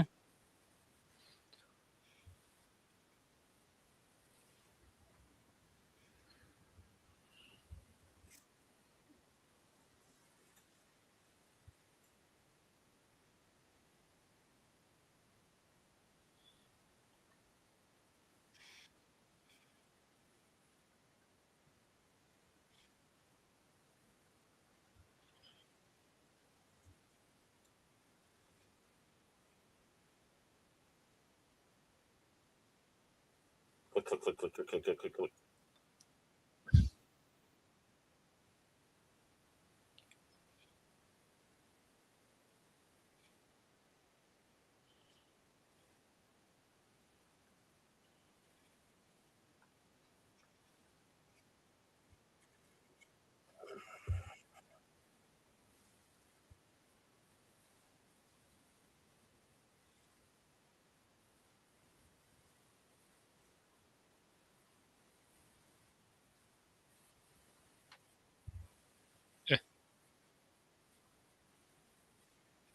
That's called White Castle. No, it's probably a good diner. Opium. Opium. Who knew that saying the word opium would get you smacked in the face?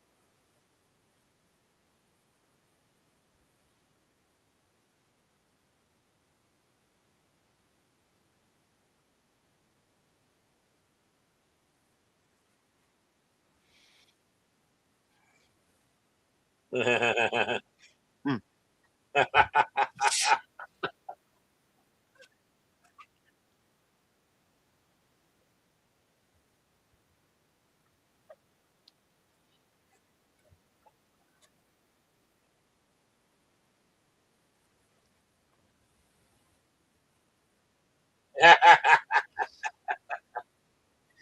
Well, 2x4 works.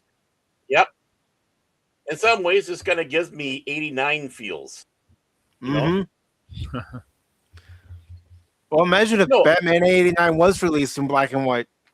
Oh, pretty crazy. Well, when those copyrights come up, like I said, you just imagine a Batman like this, or on the opposite, a 40 style version of Superman, futuristic, that Art Deco-ish Metropolis.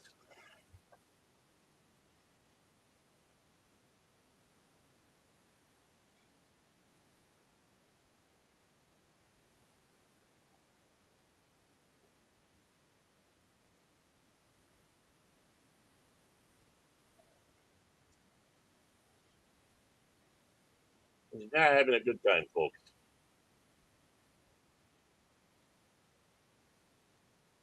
Mm.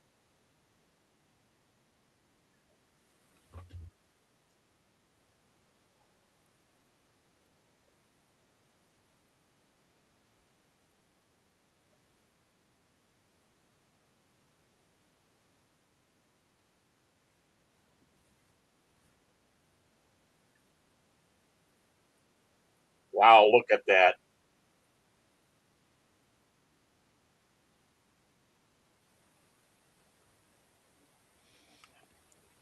So this is why I dropped from the top of the building to the Great Fall.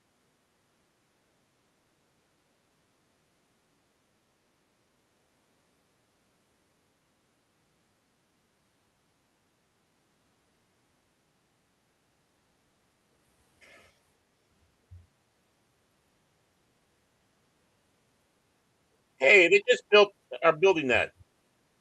Don't they? Ooh, ow. Oh. That's gotta hurt. Uh-huh.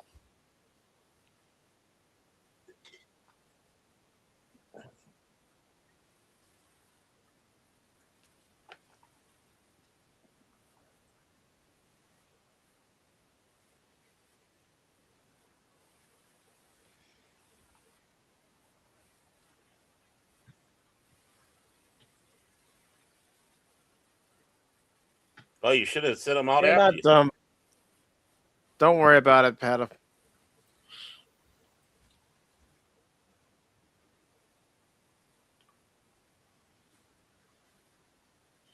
The negatives on the house.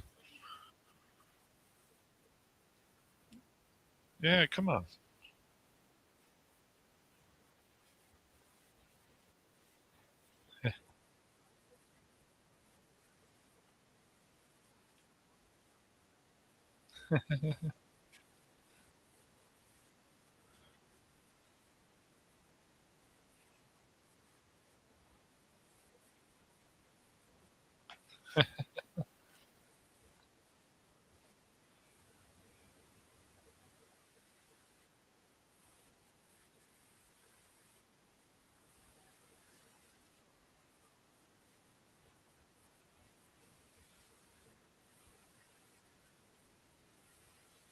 Ooh.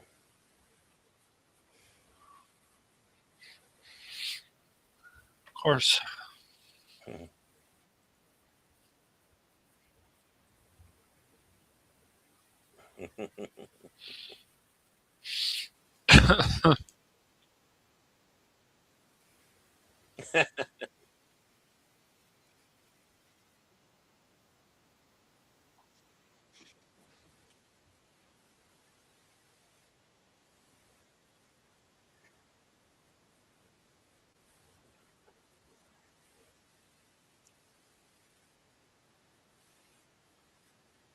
Yeah.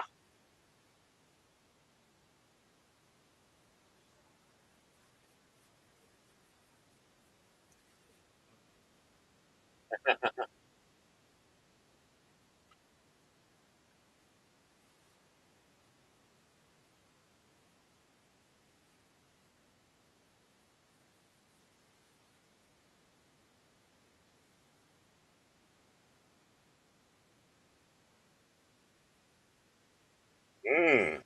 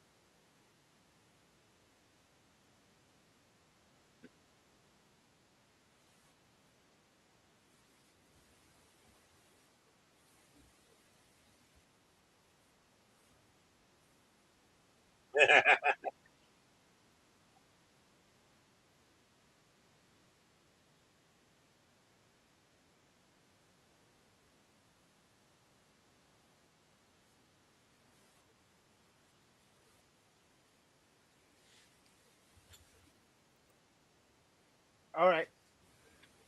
Bravo. God. I think it was excellent, actually, except for what we were I complaining about told with you the music. I told you to pause, Brian. All right. Well, that's what you get Go when you ahead, have Frank. Rodimus Prime. I thought it was excellent, except for the music selections. Yeah. When they had music to the appropriate, boom, Yep. it was great. But uh, I don't like that adding in. I'm surprised they didn't put rap in there. Yeah, it's just, That's what I was expecting. And it's like, okay, Yeah. starting off the classic worked, but then you Mm. go straight into the modern style music. No, it doesn't work for something that's supposed to be filmed like noir. Yeah. Noir yeah, has a certain style. yeah. Right. The It needs to when be the moody. well, it starts taking you out. Like I said, it starts taking you out of the movie or the show or whatever. It's not that's not good ever. Hmm. So, Yeah, you're right. Lister, what did you think of it? I can get behind this. I can binge it easily. Yeah. I hope the second episode will be as good, but this is like a way they could have redone the Spider-Man, whatever you want to call it, I'll be cinematic right back. universe. Yeah. Mhm. I think it could have fit somewhere. Particularly that's a way to tap into a multiverse without going insane about it. That's one thing turning me off often because for me, from what I've seen, multiversing has been done really poorly. So it just turns me off when I hear about another universe. But could I? This could easily have stood alone without mentioning the multiverse potential. You know what I mean? Mm-hmm. Yeah. They're gonna just we're gonna take from another part of the Spider-Man universe, and we're gonna tell a story based on that particular universe instead of going, this is a part of the multiverse. No, we're just taking a version of Spider-Man that maybe not a lot of people are aware of, but you'll get to know who Ben is and why he does things a certain way, and what haunts him at night.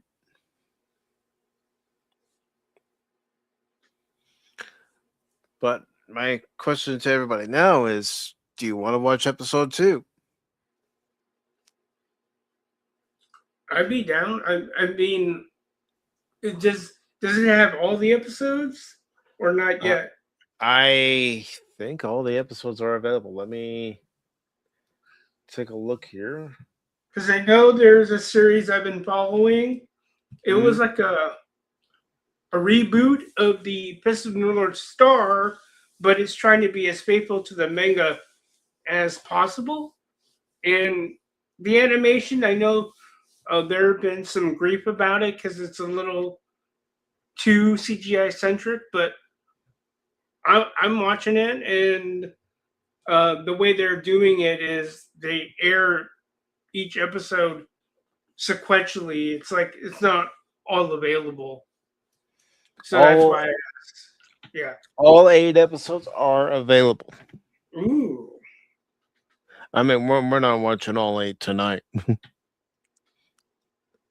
I mean, like you asked, I'm down if everybody else is down.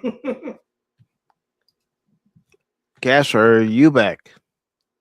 I know Baron's not here at the moment, at least. Cash is never back. I want to see all of them tonight. Come on. No, but I stepped away, but of course I could listen. To go on Lester's thing about that. Mm-hmm. Remember when Marvel had What If? Yeah. It was not part of any universe. It was just a what if. I consider this a what if. It doesn't just like you say, it doesn't need to fix into this multiverse BS that they got going on. And that's perfectly fine. I mean, so far after the first episode, I'm enjoying it. Yeah, my main critique right now is the way they're doing the music. They're not holding true to how the music would actually be during that particular point in time. Right. But that's a minor thing. Vangelis did a better job, and it was taking place in the future, or now in our case, the past. With his music and making it so noirish, take a page out of that. This is supposed to be that moody. Well, I know, like, some people, even with like space stuff, it's like you can have certain music. It's obvious that like you never watched Cowboy Bebop, I don't think, Baron. I've watched some of it. Have you? Okay. I know, like, Brandon, the anime guy, and there's probably some other people, they don't like that kind of jazz, but for me, I think it fits great. I think it's great. It fits perfectly with it. Yes. It fits perfectly with Cowboy Bebop. I love that, man. Oh, yeah. I mean, it's like, wow, they managed to do that perfect blend. Is like, it didn't bother me. In fact, it kind of bumps you up, especially the opening. Because it's kind of in some ways like those 60s when you had those 60s shows. And the little multi-cell or multi-window montages going through there. Yeah. And you're seeing like like I Spy or something like that, And so it's just I thought it really worked for Cowboy Bebop. It might not be a person's taste of jazz, but it's perfect for what it's being used for. I personally like it. I like it a lot. It's funny they did that right in the actual live action too. The intro actually too. It's funny. I think about the only thing. Yeah, pretty much. But yeah, it's. I think you can have all kinds of music fit certain things. It's just like rap music and stuff, but it also time period, like the certain thing like Training Day or whatever. Mhm. You can just, but if you're like doing something of like Rome, you shouldn't have rap music or something. That's just ridiculous. No. And what did I'll give them credit for this first episode at least is it didn't drag. No, it didn't. It went like this: snap, snap, snap, Yeah. snap. It was good. Good pacing. Yeah. And Phil wants to know where Sword Art Online is, Cash. Sword Art Online? Yes. Might be on Netflix. Oh, good. Oh, great. Yes. Yeah. Hiya, Phil. Phil's a nut. But yeah, yeah, no, it's weird. They keep doing this whole thing, and it's been more than a few movies, and they put this music in, and it's like that doesn't fit. It didn't fit with The Great Gatsby. It's just like what the fuck are we doing? They did this also in the Ajoka show. Well, that's what I always love to call it. But with some of the music of Sabine, and it's like, is she? I mean, I guess because she's a rebel, but why would she be listening to rock music? I don't know. It's just weird. It doesn't make sense. It just doesn't. For whatever reason, it doesn't make sense. I don't know. I'm not. The Simpsons had it perfect when they were making fun of that. Where what was it? They're watching like a Robin Hood film, and of course it comes to the credits at the end, and it starts going to a rap. And it's like, and that started like with Kevin Costner's Robin Hood and stuff like that. Where now we're going to start throwing, and that's why I can't watch that A Knight's Tale. Is that what it's called, or the one with Heath Ledger? The one with Heath Ledger, and they're all yeah. It's A Knight's Tale. Yeah. I can't watch it because of that. It just come on, really. That's bullshit, man. Well, it's just that there's still like the Russell Crowe Robin Hood movie, worked, and they had the music. It was good. And then it's like now we've got, what is it, Robin Hood's dead, or what was the latest one, his son? And I'm just like, are you kidding? How many people who love Robin Hood care about Robin Hood having a son or his son? I just don't get these things. I just don't. I mean, it could be worse. I did sit through the Robin Hood variant done by Disney in the early aughts, where Keira Knightley was the daughter of Robin Hood. I sat through that entire thing, so it was all right. But it's like, yeah, they were trying even back then. The Russell Crowe Robin Hood wasn't bad. It wasn't. It was actually a good movie. It's just they keep. Now they're like, oh, let's see how much. Then there's another Robin Hood thing coming out, The Death of Robin Hood or some shit. I don't know what it is. It's just on and on and on and on and on with this stuff. Just the Errol Flynn one is the best. The best. There's nothing better than that one. Nothing. Maybe some people will be like, it's old. I don't want to watch it. I can't watch it. It's too old. It's in black and white. I can't watch this. I know this is in color, but I can't watch this.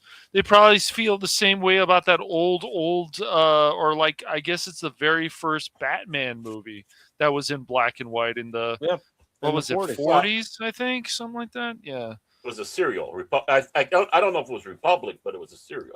It was. Yeah, it was the movie. It was what was it, an hour and a half movie or something like that? Something like that. I don't know. I have to look that up again. Well, what they did was, I think they took the serial, just like they did with the Flash Gordons, and edited it together, make it shorter and into a movie. Yeah. But I think it was I watched that a few years ago. I'm like, this is not bad. It's definitely Batman, and yeah. Now, can you imagine doing that now when those copyrights come? I know, that'd be cool. Yeah. Yeah. Mm-hmm.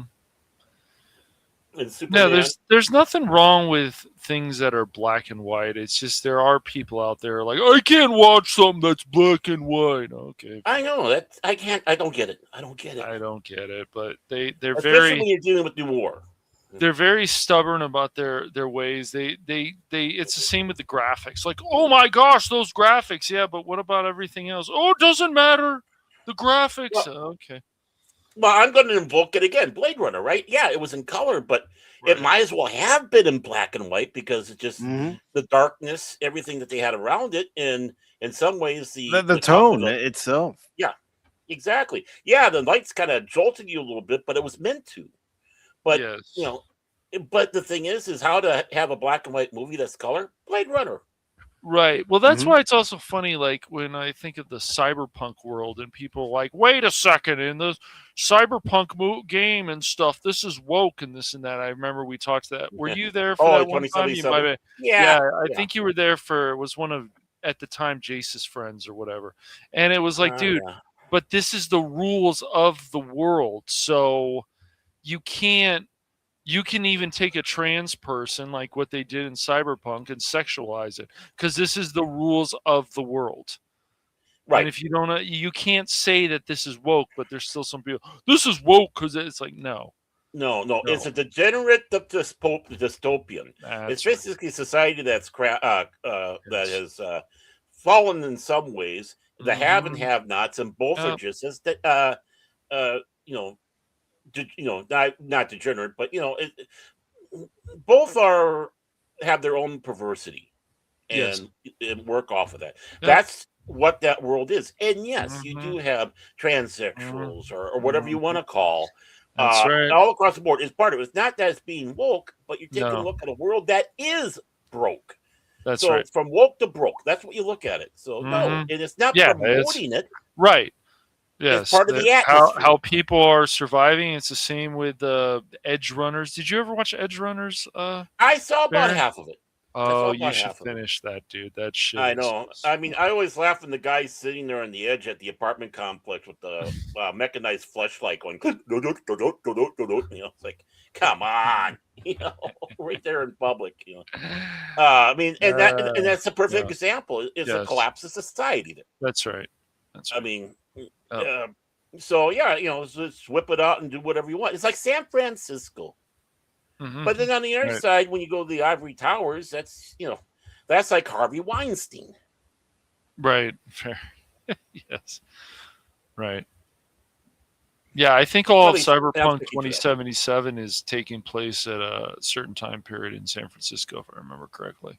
I think that's supposed to be all of San Francisco, unless there's more to it. I thought it was more. I thought it was closer to L.A., but I don't know. But the thing, and that's just it. It's not promoting anything. This is just a world, and just like Warhammer, you don't want to live there. Unlike Star Trek, Star Wars, or even Doctor Who, you talk to each one of these fans. Doctor Who fan, I'd love to live in that world and be in the TARDIS. You talk to someone in Star Wars, I'd love to be in Star Wars and fly in the Falcon. Right. You talk to someone who's into Star Trek, I want to be on board the Enterprise and explore the stars. Then you get the Warhammer 40K. The hell no. And the same thing with 2077. That world is literally right. Those worlds are yes, you have to do whatever you can to survive, and yes. And even then, it's not pleasant, and it's not at all. They're nice worlds to visit, but you don't want to live there. No, and so enough of the woke crap about that stuff, because again, you don't know what you're talking about. Again, you got to study what the world is and what it is all about. That's right. Like, this world's shit. That's right. That's the whole thing, right? Yep. Yeah. And it's not pretty. It's not rainbows and unicorns and all that other shit. No. And the people who are transsexual, they're either good people, bad people, or in between. Their morality is questionable, just like every other person. They don't get a pass. No, it's a world where 3 breasts can exist and whatever. Well, we had that woman who tried to sit back and say she got a 3rd one. It was fake, but but she. I remember that. That made news. It's like CNN and all that. It's like, okay, great. Even Don Lemon was going, Yes. It's fun. Of course. But it's like I sat back and went, "This is, she didn't get a breast job. They did the same thing they did in the movie.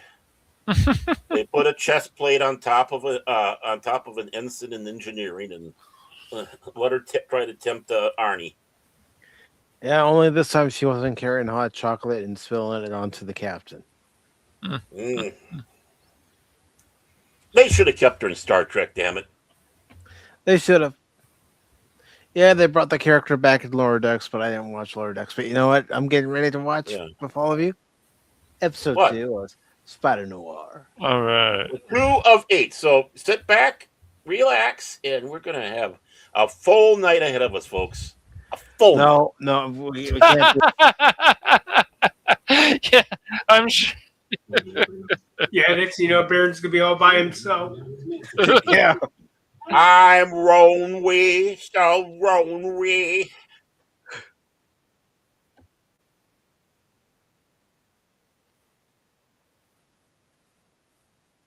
Too late. I hope they find someone. We're gonna need a hero.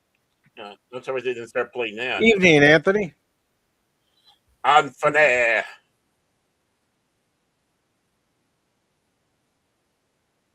I think both of them are toxic. Who, Cash and me? No. Anthony's asking which fan base is more toxic, Star Wars or Star Trek. I think they're both toxic. They both can be. It depends. It just depends. You know what the most toxic fandom is? My Little Pony. Brony. Is it? Brony. Yeah, bro. I don't know. That's funny. I don't know, man. Sailor Moon fans, the worst ever. All right, sure. I guess. Ouch. Yeah, I'm talking to you, DJ. I'm talking to you, DJ. You have to give Sony this. They still have the latch on the Spider-Man property, and at least they're making good on that. Yeah. So far, with episode 1, I liked it. And well, yeah, and that's see how this episode turns out. Hey, DJ. Well, the biggest We're problem watching is Spider Noir. If you're interested, with any fan base, of course, is when you say something that your opinion is different than somebody else, but when you say I really like this and you're part of the fan base and people say why do you like this and you get mad when they ask you, well, that's a problem too. I don't know. It's just that's because you suck, Cash. That sucks. That's absolutely the worst thing. How can you have that thought? I know, right? How dare me? Let me put my head in acid. How dare you? How dare you? How dare you? How dare you say I look like He-Man?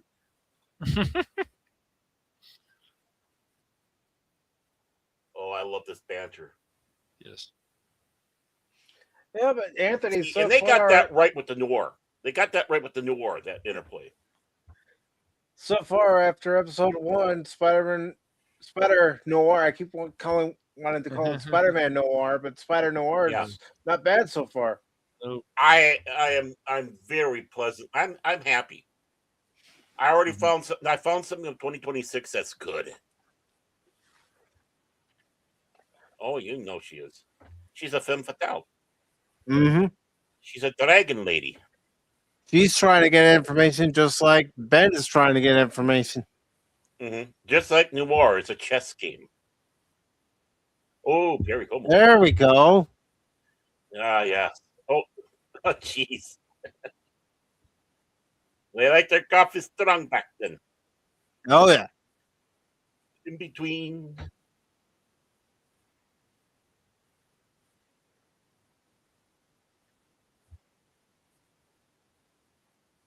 Faith. Pandemonium. I walk on the scene. Oh. A shaking hand. Yeah.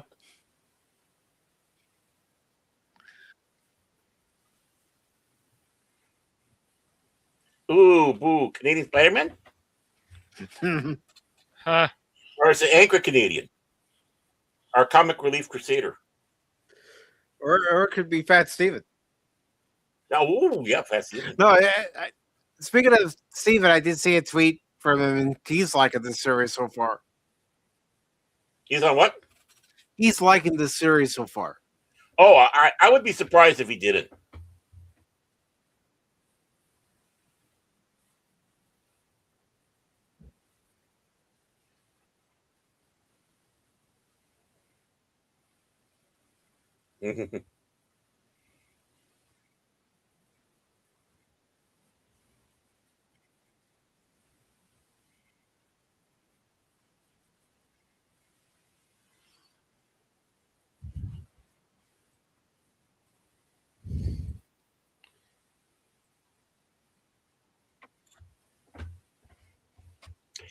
And see, you know what I like is how the background looks like a matte painting from a film back then.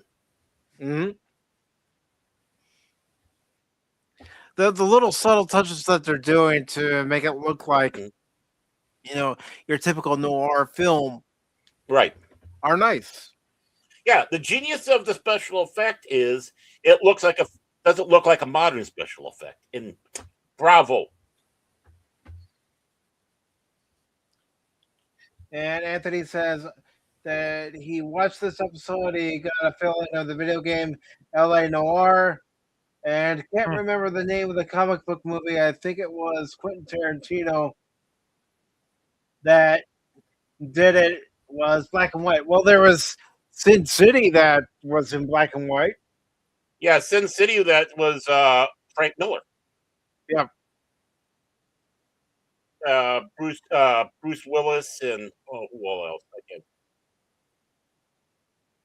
Actually, I got a big giant framed poster of Sin City. I need to find a place to hang it up. I have had it for years. Someone threw it out, and I'm driving and going, "Ooh, mine." I'm skipping the intro. Good. Thank you. Like I said, it would have been great if, the intro can work for something else, but not this. Right. I mean, it's a good song. Don't get me wrong; it's pretty good. But yeah, it is. And I'm not going to go and say it's fantastic, but it's good. Yeah. But not for this. I love that they're not hiding the fact that people smoked either. Right. No, that should be shown too. Icebox. The typical bachelor's icebox. Oh, ketchup sandwiches. Okay, everybody, who's had ketchup sandwiches? I have.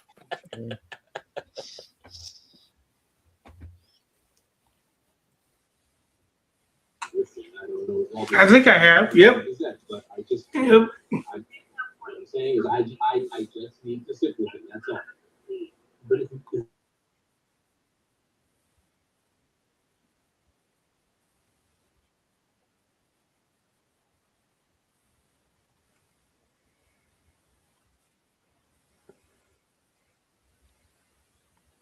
We actually had a neighbor that had an old phone like that. Well, they used to back in the day, made replicas of those to have. I wish I would have gotten one. This was a genuine one. This wasn't a replica. Yeah. This was a genuine because you could tell by how old it was. And the wires. You take a look at the wires. They have those weaved cords. To a certain degree, Anthony. I don't have the comic book knowledge that other people do. What's the question? You guys are comic book fans, correct? What I'm wondering is, do you think Frank Miller could do well with Captain America or that type of character? I mean, it depends. Yeah. It's just, I think he can, but I mean, even like the second City was. If he takes the pills, he can do a good job. I mean, just look at what he did with Dark Knight Returns. Now, the two follow-ups, follow-ups weren't that good. Yeah. But the first one was great. Right. Sin City was great. I mean, even the animated movie of the Dark Knight Returns was quite good. I know. It's beautiful. It was like, wow, shit, they really followed a lot of this fucking graphic. Yeah. It's impressive. I missed the inner monologue, though. They should have put at least some of the inner monologue in there. That's my big complaint. I'm not saying put all of it, but some of it, because there were some choice lines in the inner monologue. Yeah. But I think Frank Miller could do a good job doing Captain America, but he's got to be under somewhat control, and he can be. But he's it's Frank Miller. Yeah, I mean, if I can get something like the Dark Knight Returns and the first Sin City movie, I'm on board, because it's really good.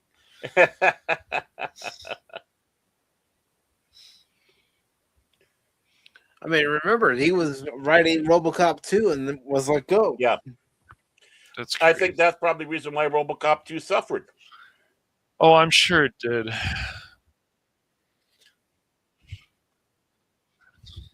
I think it would have been a heck of an experience if they would have followed through with his.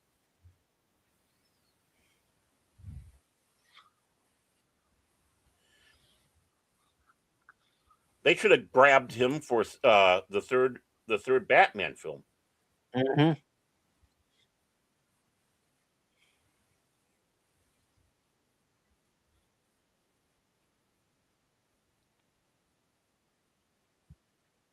You don't know where to go where fashion sits. Gordon. Monuments! That's why I stopped. Werewolf, their wolf. Their castle.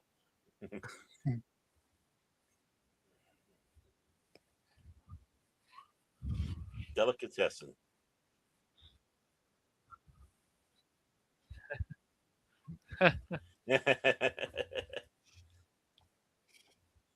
See, they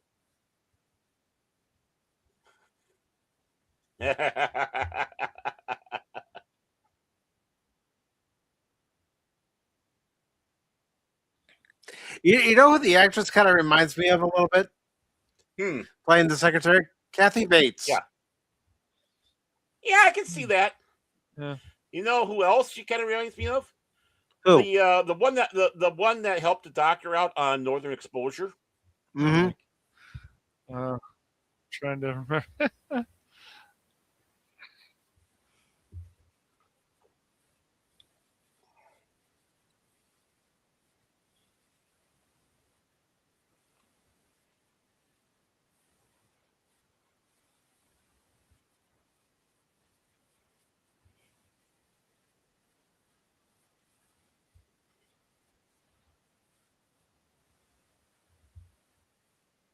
There we go. The alcove. Ooh, sounds fancy. Even the neon lighting. Yeah. See, I would like to have seen that scene in color just to see the work they did on that. But black and white. Don't keep the thing black and white. All right, I was gonna say I could put it back No. you can see it in color. We can see it some other time. Don't break the flow. And see, there's perfect music right there. That is perfect noir music.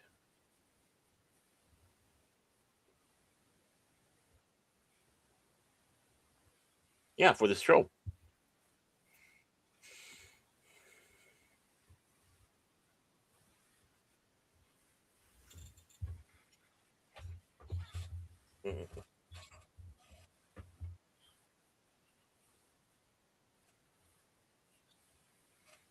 Struck a nerve.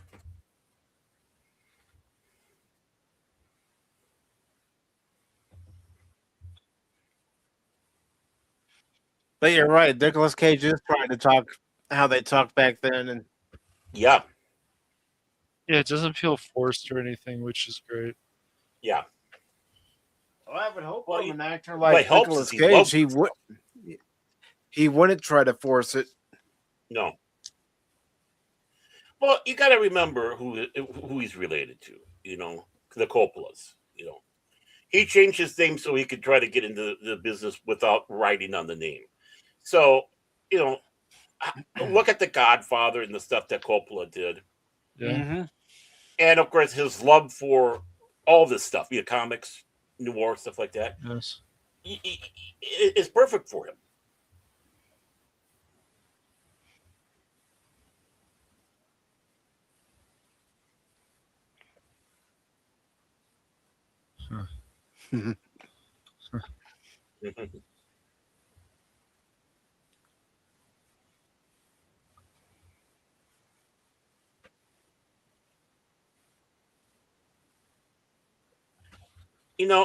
He kind of reminds me of a cross of Jimmy Stewart and Humphrey Bogart.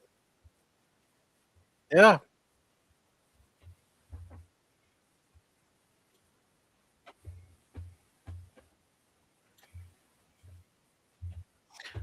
He doesn't quite have the voice of Bogart, but I know what you're talking about.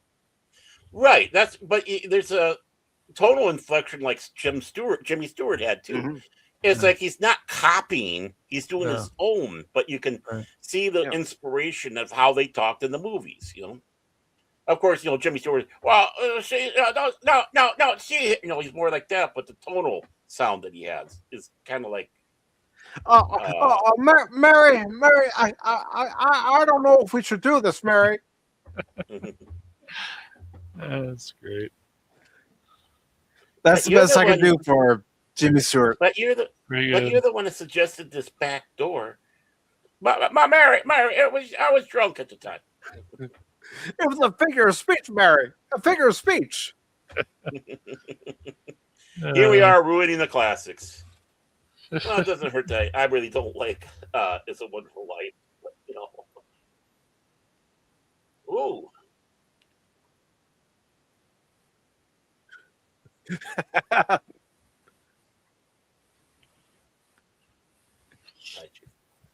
Tagge. Yeah.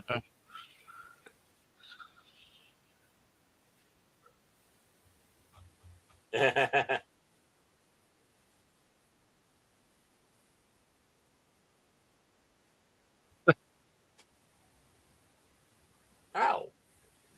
Wow.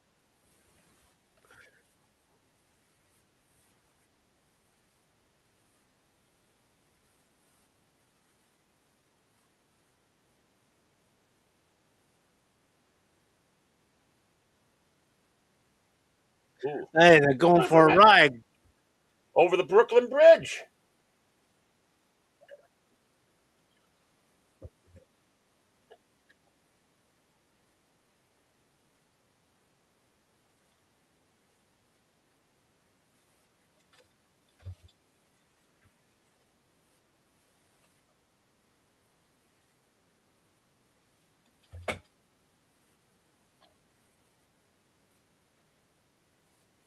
I mean,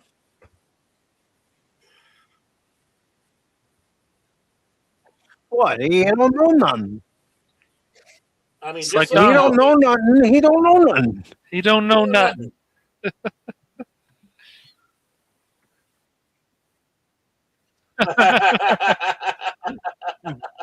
Tuck and roll.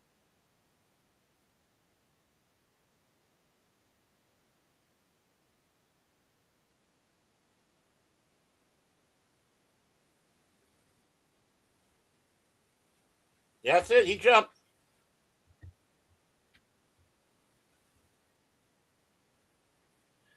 And the last place they look is up.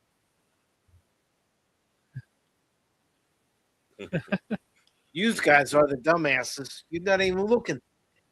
Yep.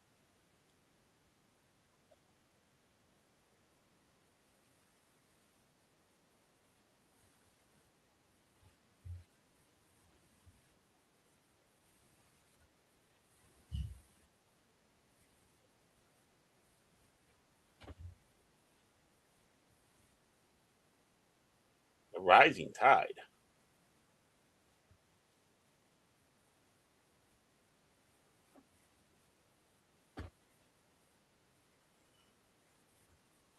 Mm-hmm.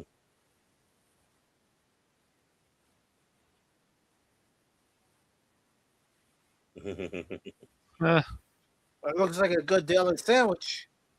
Yeah. It's Jimmy John's. That ain't no Jimmy John's bearing you. Why, I oughta. Maybe it's Carnegie. Maybe. Face with Maybe. hamburger meat. Unfortunately, it's closed now. That's sad. Mm.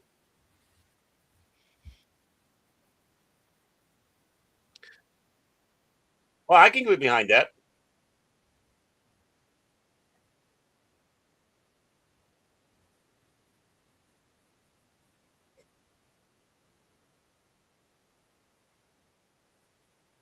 He's turning campaign promises into wine. Mm-hmm. Making a promise he can't keep. Mm-hmm. Because he's just a mayor, it's Constitution. What, are they a sanctuary city for drunkards?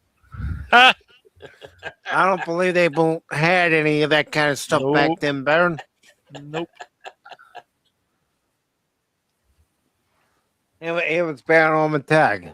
He's a smartass. He's a smartass. Yeah. From Minnesota. Yes. Must be all that cold temperature get into his brain.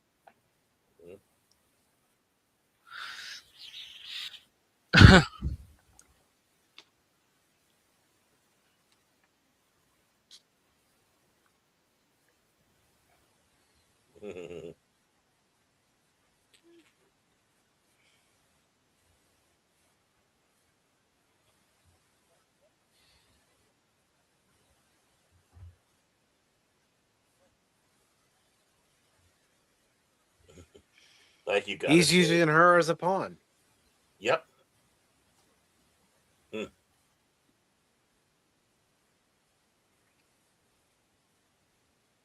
They're hitting my weak spots.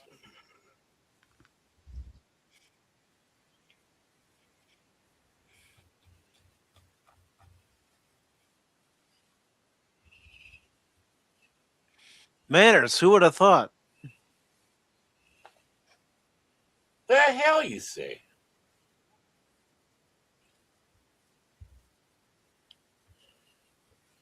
Yeah, we got this lovely no bedroom apartment here in New York City, and it'll cost you about $3,400 a month.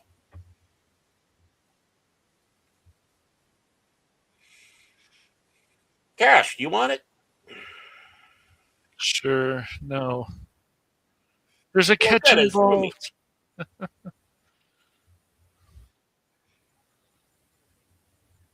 It's Mr. T. No, it's not. It's not Mr. T.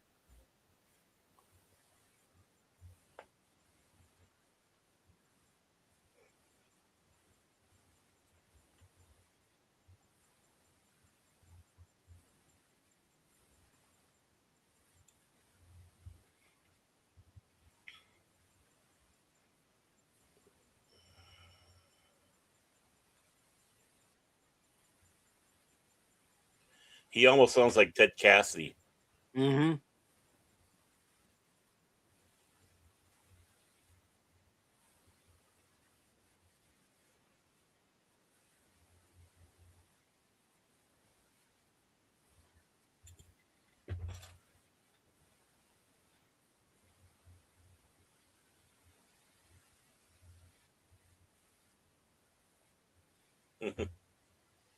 Hot stuff, that guy.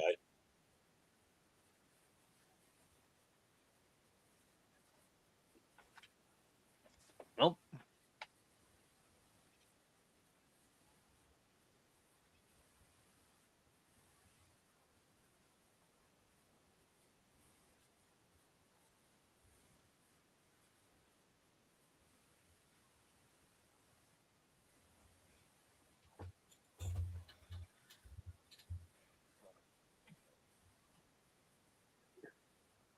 Ooh.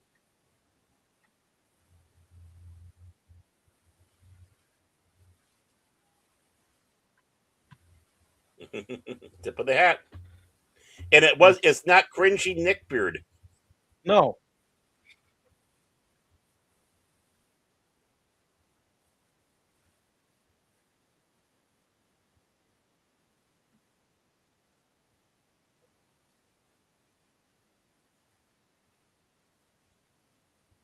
Boy, they're not nice. That's not the No, way you treat a dime. no, that isn't the way you treat a dame. Mutton Jeff.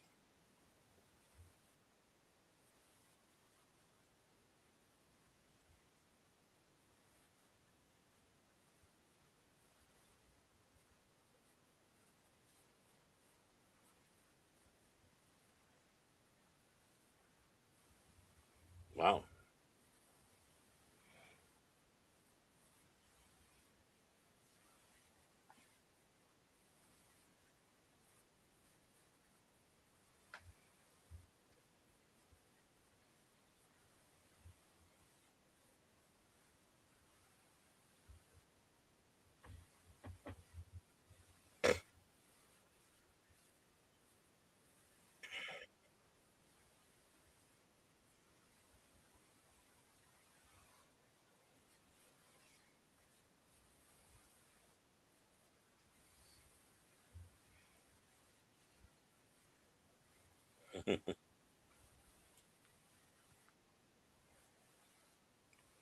Come on, sweetheart.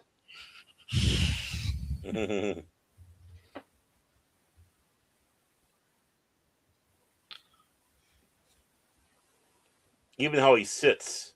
Mm-hmm. Well, again, he's a student of these type of films and. Mm-hmm. A great performance. I saw someone. I just saw the headline about it, but I think it was, one of the rank, game rant type thing, or whatever. And they were saying about how this show was boring or whatever. And it's like I don't know what the hell they're talking about. I didn't read the article because, well, I don't give a rip about it. Well, Of course, also you're watching it right now. You're making Yeah. your own opinion. Yeah. of course, it's boring to them. Well, some people think Predator is boring. Thanks, Baron. You're welcome, Cash. Thanks for bringing that up again.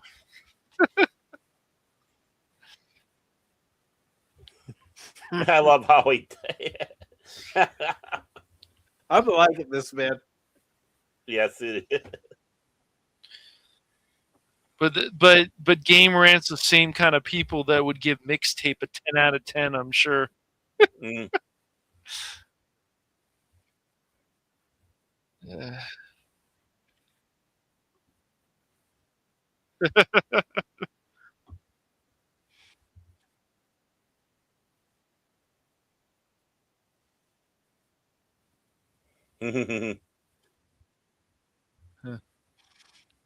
All right, what's in the case?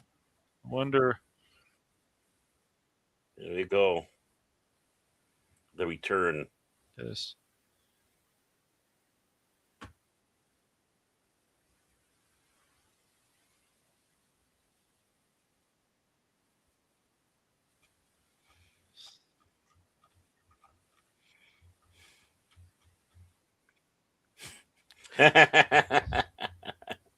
Even the humor is like the humor of the day. Mm-hmm. But also keep in mind, even back then, not every place had indoor plumbing, if you know what I mean. Yes, I know what you mean.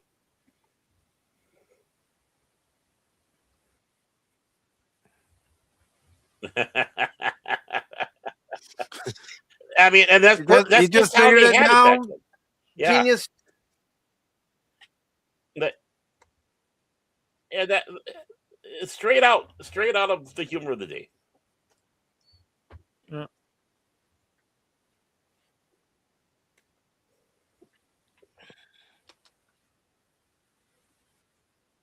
No, like, and seeing that sign white only and stuff. Yeah, I Yep. mean, those Oh, things there was actually happened segregation back That's then. right. Yep. That's right. Not every place had it, but some places did. No.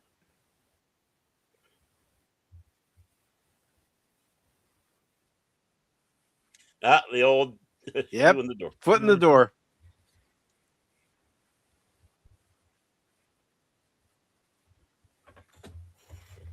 Oh my God! Oh, that's horrible. Cancel this.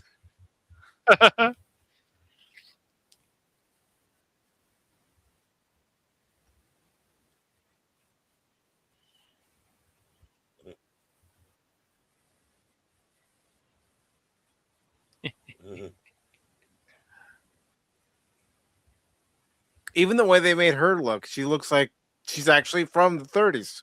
Yep. The makeup, the hair, everything. Mm-hmm. Yeah.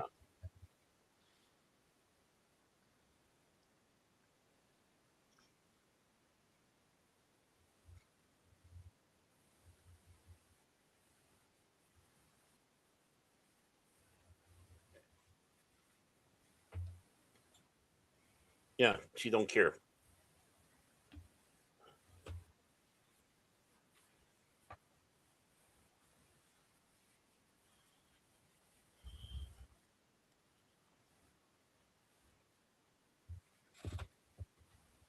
Mm.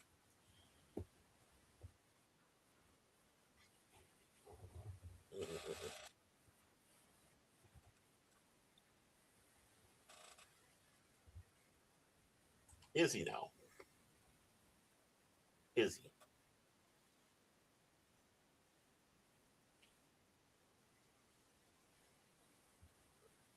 New York, 2027. Huh.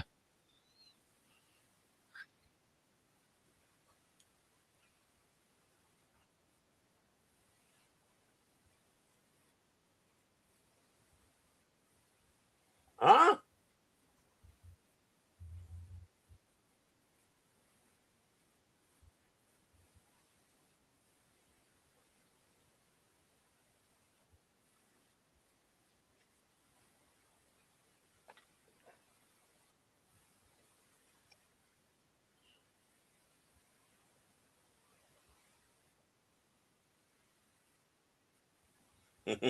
Understatement of the century.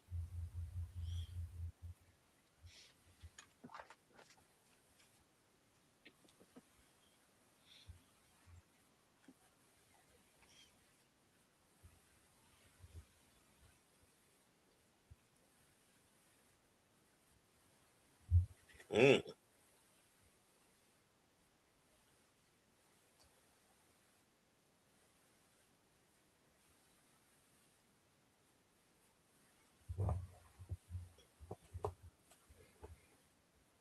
Got a point there, Judge. Yep. Yeah. Like I said, I love how the backgrounds look like the mats of the old day. Yeah. Somebody really did their homework. Right. Even the reflection. I mean, that's what should earn Academy Awards. Even the driving stuff, when you notice it's like they had in the old days.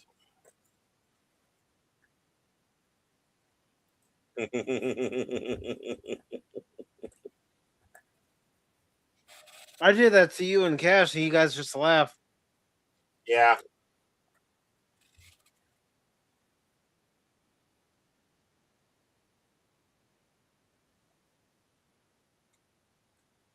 Go check it out. Hey, they got a Tommy gun. Yeah. Yeah.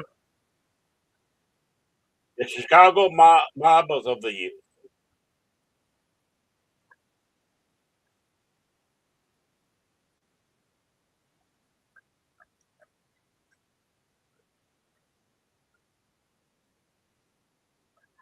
Hello.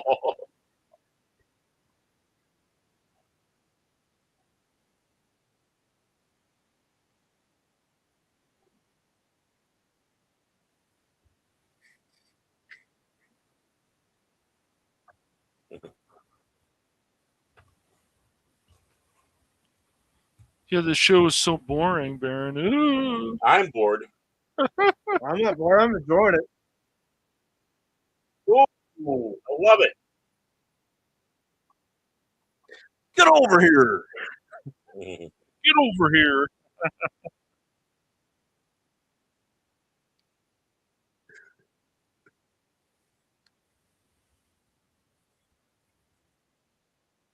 Ow. Ow. Ow. Good old radio thump.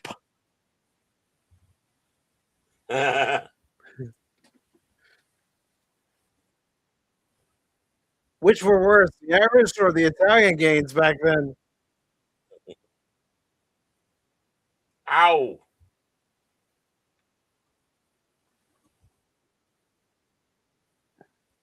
Oops. Tagge. It's not like he's got the Peter Parker humor. Yep.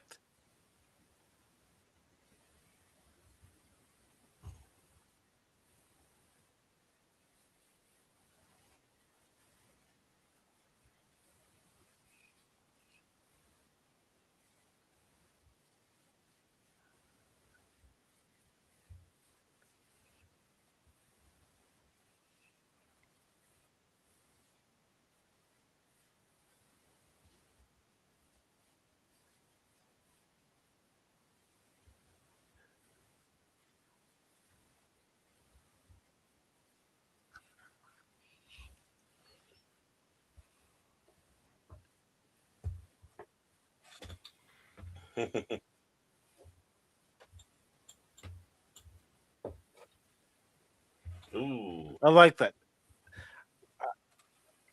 I like the inflection in the voice too when he said it. Mm-hmm.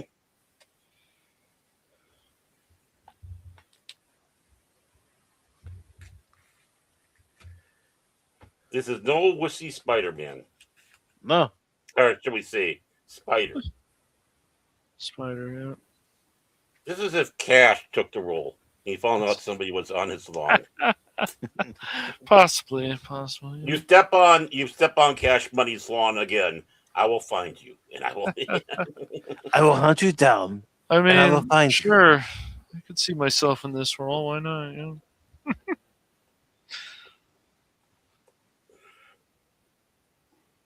Sitting back drinking. Why did I go to Fullerton for? Why did I go to Fullerton? Fullerton again. As he said, I don't think I've ever been in Fullerton. Not that I remember. Mm.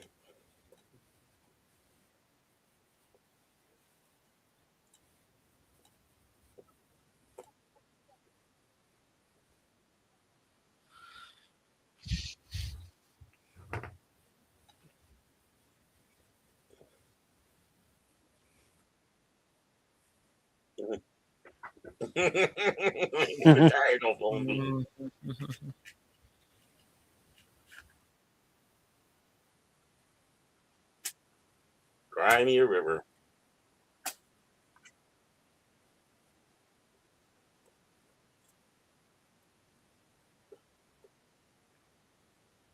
This music is more of James Bond. Yeah, I know. Yeah, it does.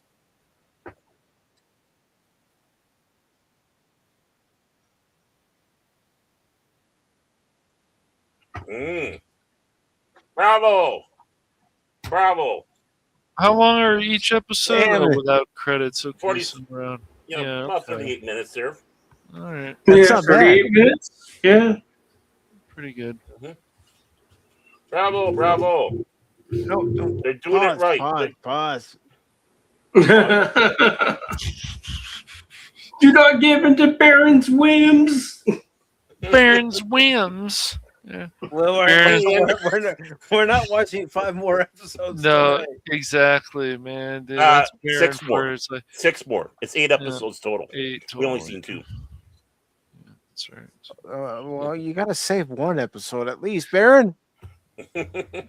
Baron's like, no, we're gonna watch them all right now. Let's do it. And like, Nobody's leaving the chat until we're done. we're not done, man. No. I can see it now, honey. Turn on Amazon Prime. We're watching Spider Noir. I wish I still had it. I'm gonna have to find that review and stuff. This show is boring, and I'm like, let's connect the dots. What do these people usually in the media like? Oh, mostly crap. Oh, okay, got it. Yeah. Well, Lady Miss, what do you like about it so far? I want to hear the lady's perspective. Yeah, you talked about the name. You want to talk to the diamond? talk See what about you have to sky. you talk about the dragon lady. Well, she's the dragon lady from the void with her 3 dragons. Mm-hmm. Ah. She's the perfect femme fatale. She watches the show called Pop Talk with 3 schmucks. The one guy he needs a reading lesson. The other guy, well, we don't know about him. He's from California. That's right, bitches. And the other guy, well, he goes see these 2 ladies every week. Yeah. My dominatrix. Oh boy, here we go again. He'll go out. They'll go out there and they'll kick your butt if you try to mess with me. That's right. Sure. And his wife, well, she's got to be a saint. She's married to the guy. Oh boy. Bada bing. Bada boom. And the Lady of the Dragons says, it feels nostalgic. Yeah. Like the old black and white mystery shows I used to watch. Yeah. Yeah, because they did some stuff on the holodeck too. What? Nah, man. Come on. Yeah, man. Dixon Hill. No, man. Come on, man. Was that boring too? Game ran or whatever? Shut the fuck up. Wow. Well, I did start off the show with a rant and some cursing. Really? Sorry if I scared a lot of people away with that, but I mean it's frustrating when you're watching your team. You scared me. You did scare me, but I'm still around. All right. So, what's everybody's thoughts on the second episode? Still strong. Still strong. No, I like good. I like it. It's good. It's good. I like it. It's good. and there was Cash Money doing his impression of Phil McCracken. It was good. I liked it. And then a few words. Yep. I don't know if they deliberately did this, but it looks like they took some elements of Spider-Man 2 into this series, where he's trying to figure it out all over again because he hadn't been the guy for the last 5 years. Now the reasons were a little different between Spider-Man 2 and this, but it's good to know that any good superhero arc, it's not like the guy's going to be 100% invincible 100% of the time, and so that gives us a little bit of a. I'm trying to drop the right word, but it gives us a little anxiety about what's the outcome? Right. Yeah. Obviously, these characters have flaws. What shocking, right? Flaws. Because characters with no flaws are not that interesting, and that's been proven time and time again. So. Yeah, and I still like the secretary. She feels like a real person. Right. Exactly. She doesn't talk down to him, and it's not this whole, the woman's gonna beat up on the man nonsense. There's Verbally, actual maybe. good banter. There's good banter. Right. Right. Ben doesn't look down on the black man or whatever. There's good banter. Yeah. There's stakes involved. Yes. This show doesn't seem they seem to understand that this is the kind of dialogue that the old detective shows have. They say the word dame. Oh no! But yeah. Well, I was saying, you know what? I was saying dame when I was playing Mouse PI for Hire. I was saying dame and Dollface. That's right. Hey, Dollface. Yeah. That's how they talked back then, you know. That's right. That's how they talked. So the show doesn't seem, and it's on Amazon of all things. See, Amazon, you can do things right. It also depends who's involved with stuff. But. Well, that's the thing. When I paid attention to the opening credits, it wasn't an Amazon production. It's like, yeah, Amazon, just be the distributor. Don't. I mean, yeah, I did watch Jack Ryan Ghost War. Yeah, I heard it was that was okay. a good show. Was it good? Oh, it's okay. Yeah, it was good. It was good. I mean, but then again, it's like if you've watched the entire series, I don't know what good the movie would be, because paralleling that with Mando and Grogu, it's just like an extended episode. It is intriguing that they're trying to do something with that kind of model. Series and then a movie, whereas with Cobra Kai, it's a little flipped. right. I think that might be the better way, but that's just me. It's the better way because the connections are there, Lester. That's why that stuff is that's why the Cobra Kai is just a better directions, because you have the connections, and that was important, and that's what a lot of this stuff can also miss. They can go and say this is woke and this is that, whatever, but if you don't have those connections, it's just the story is going to be weaker, and we've seen that time and time again. Yeah, right. But that's what happens when Amazon, like Netflix, is just the conduit to deliver us stuff done by other people, right? Where no one gets in the way and micromanages the production. Right. Let people do their job. Exactly. It's as simple as that. Just let people do their jobs. Let the writers who can write do their thing. The directors do their things, and the actors do their things. The people that are setting up the sets do their things. Yeah, if you're gonna buy a company, like, respect the company you bought, and if you're really going to want to interfere, then make sure to do your fucking research first. So Amazon or some of these other, it's just like when EA has interfered or whatever, or throw the company under the bus when it's their fault for certain things. It's ridiculous, and you need to you need to do your research on these things. That's why Amazon taking on Bond and this and that, some of the things that they said, it's worrisome. But you know what? If they want to go in that direction, then I look at it this way: they deserve to lose money. But these other people says, "Oh, I can't believe there's people out there, these fans that want this stuff to fail," and it's like, but you're the ones who are causing the problems. So stop causing problems. Look for solutions instead of keep causing issues. How about that? No?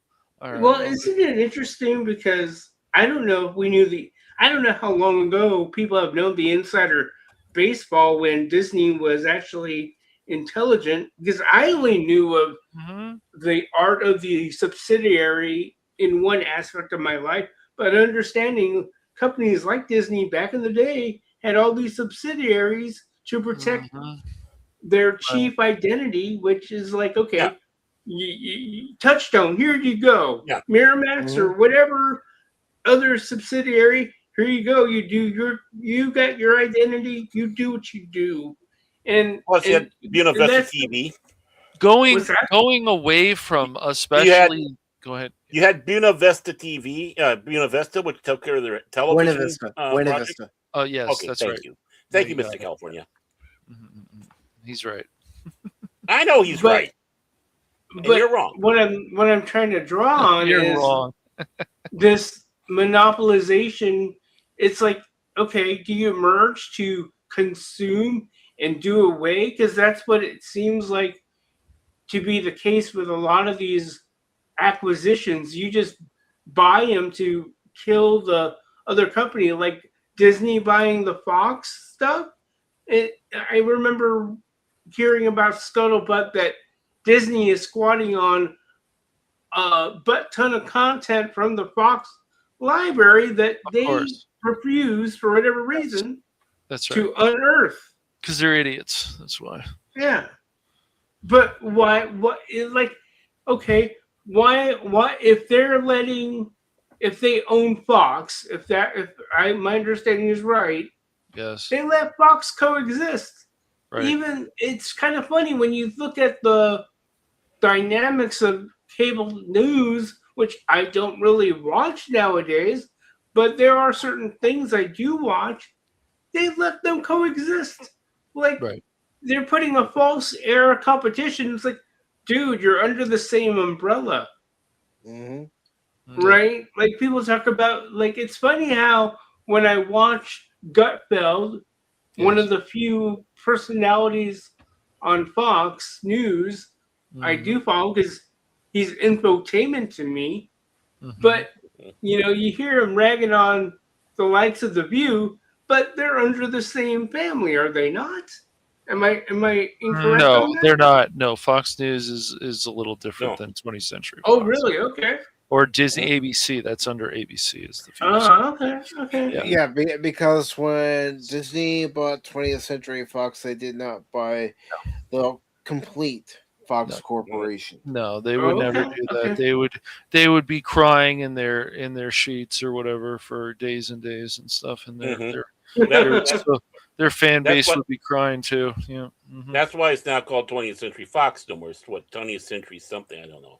20th Century Studios. Okay. Yeah. Thank you. I do stand corrected. Thank you. But but still, Mm-hmm. but the consumption of what you're acquiring just to bury it, that's just come on. They have some things under the brand. Of course, we had. Well, I mean, I don't know. I guess that's under Hulu. I guess what is the Predator stuff recently is under Hulu. I think. Yeah. So I don't. It's a mess. These monopolies are an absolute disaster because there's just too much power there for one company. It's insane. Right. It's absolutely insanity. Yeah. Yeah. But yeah, that so far I'm enjoying Splatter Noir. Yeah. And of course, like I said, we're not gonna watch the remaining episodes all tonight.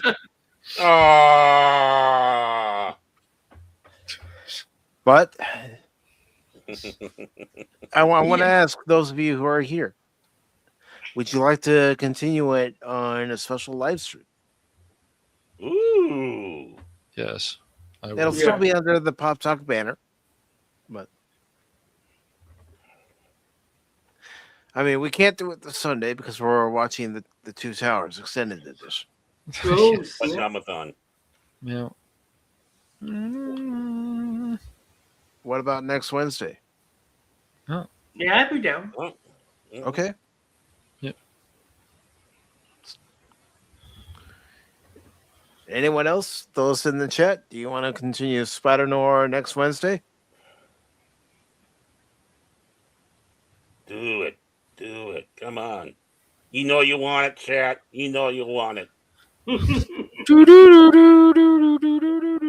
first thing I'm actually excited. I was excited about for 2026. I can't believe it. Mm-hmm. Yeah. I saw the ad for it, and I was hoping, and now it's like the Kicks. He really liked it. it. And I promise everybody, I will not watch the other episodes. Good. Yeah, I won't either. I won't binge it. Baron might though. Don't trust him. No. Yeah, we just gotta make sure we let Baron know. No spoilers. They all die. No, I don't have Prime, so you're safe there. Prime. No, he has Megatron. That's right. Sure he does. Mega Max. There we go. Yeah. Hey, I noticed it went back to HBO Max. It had because Max was a stupid name. Yeah, I wish they would change. I wish they would change some other names out there, like the Guardians or whatever. Guardians. Get the fuck out of here with these stupid names. Meta. Those are the X. Wake me up. 2016 man. World Series, the Cleveland Indians. They weren't the Cleveland Guardians. That's back then. right. Wake me up when the Redskins are their old selves. Please, and please, Elon, what the fuck, dude? X, really? X? More spam bots. Man, More dude. spam messages. That's right. Oh, X, really? Your friends can't read your messages. Yeah. Because you don't have the checkbox. Fuck you. Oh, yeah. you want more replies? Then sign up for premium. That's right. Sign up for premium, and it'll help your channels and help this and help that. We sure can't about prove that. We can't prove that, but it just might. Come on, man. Give that $7 a month to us. Let's do it. Right. Do it. Do it. Do it. Some people do, and that's great. But So in 2026, we have something that we're actually enjoying after. Yeah. Good job, Amazon. I'm shocked. Well, Sony. Good job to Sony. Yeah. Good job, Sony. Well, because you can wonder about Sony. Amazon. But Amazon appears to have left it alone. So I mean, that's I mean, there are some good things like certain animes that they air. I don't know if they're producing it, but but they do have some good things as long as they're simply a distributor conduit of good stuff. Can't complain. Yeah, no, they can do good things, and then they do crappy things. Yep. Crappy. Well, just like us, we could have good episodes of Pop Talk, and then we have crappy episodes of Pop Talk. Take your pick. Yeah, it's like one more than the other. That's up to you. Which is more? Well, it's like I wasn't sure what to expect for Netflix and their Splinter Cell. I don't know if you guys have watched it, but no, I haven't. I heard of it. But the Splinter Cell Death Watch, you would fear there was girl bossing, but the girl bossing gets put in her place. Wow, that's surprising. Actually, it was great. I figured, after the way they were talking, Lester, it's ma'am, and this is Samantha Fisher, not Sam Fisher. We got Samantha, the daughter. She has no flaws, and she hates her father. This is actually different. I better. Oh, that's good. It's different because as much as she tries to girl boss, she does. The show illustrates some soft spots. She's got some. Because part of her arc is she falls in love with a fellow agent. And don't worry, it's a male agent, okay? For those who are what? Quote, She's quote, not, word. Wait, no. Don't get us all excited, Lester. She's not a lesbian? Come on, man. And they show her flaw, like she's out for vengeance. And it's a nice interplay because I was annoyed a little bit in the beginning, but then as the show went along, it was a good chemistry between the two characters. Sam Fisher, who they show that he's like decades after he's done the job, so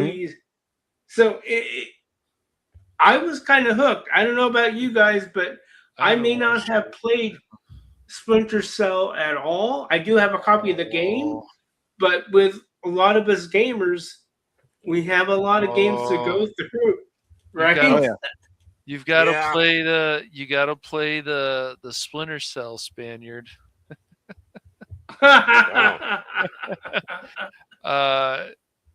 Yeah. No, you just sent definitely. something. Yeah. I just sent something that's going to send Cash over the edge. No. Uh-oh. Uh-oh. Oh yeah. No. Splinter Cell, you got to play the Chaos Theory and the other games, and also play Blacklist and even Conviction's pretty cool. It's not one of my favorites, but yes, definitely you should get into Splinter Cell, man. Splinter Cell is fire. yeah. This is back when Ubisoft had a clear direction about what they Oh wanted. yeah. Ubisoft when it was good. And they actually seem to honor Mr. Clancy. So And I wish it would come out for new aside from Filter Game. yeah, yeah. there's a lot. There's certain things that they seem to never want to do because for whatever reasons, the suits or whatever, I don't know. They're like, this is not going to sell. It's like, Right. Sure about that. Positive. Yeah. So, like, okay, Cash, is Yeah. there? Yeah, Cash. Okay, there. Do you have a hot take between Metal Gear Solid and Splinter Cell?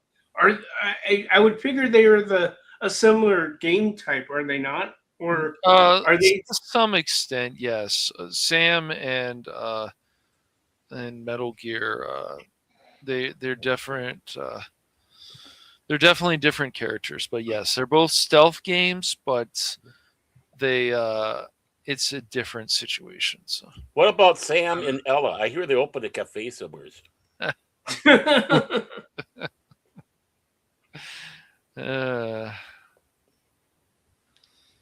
But yeah, no, I definitely, Lester, if you want to get into it, I definitely recommend playing Splinter Cell, man. It's fire, dude, especially if you like stealth games. But it's just everything. And wait for it, Lester. There's a black man. Wait for it. He's just as important as Sam Fisher. What? Come on, man. You mean another character that means something to the plot just as much as the main character? Yeah, it's crazy, man. What are they doing, crazy. Man? We can't let that happen. Yeah, of course, Baron. I'm not surprised, dude. Yeah, I know. I'm just being the asshole. I know, but this is being you, dude. This is the whole thing. It's like you don't.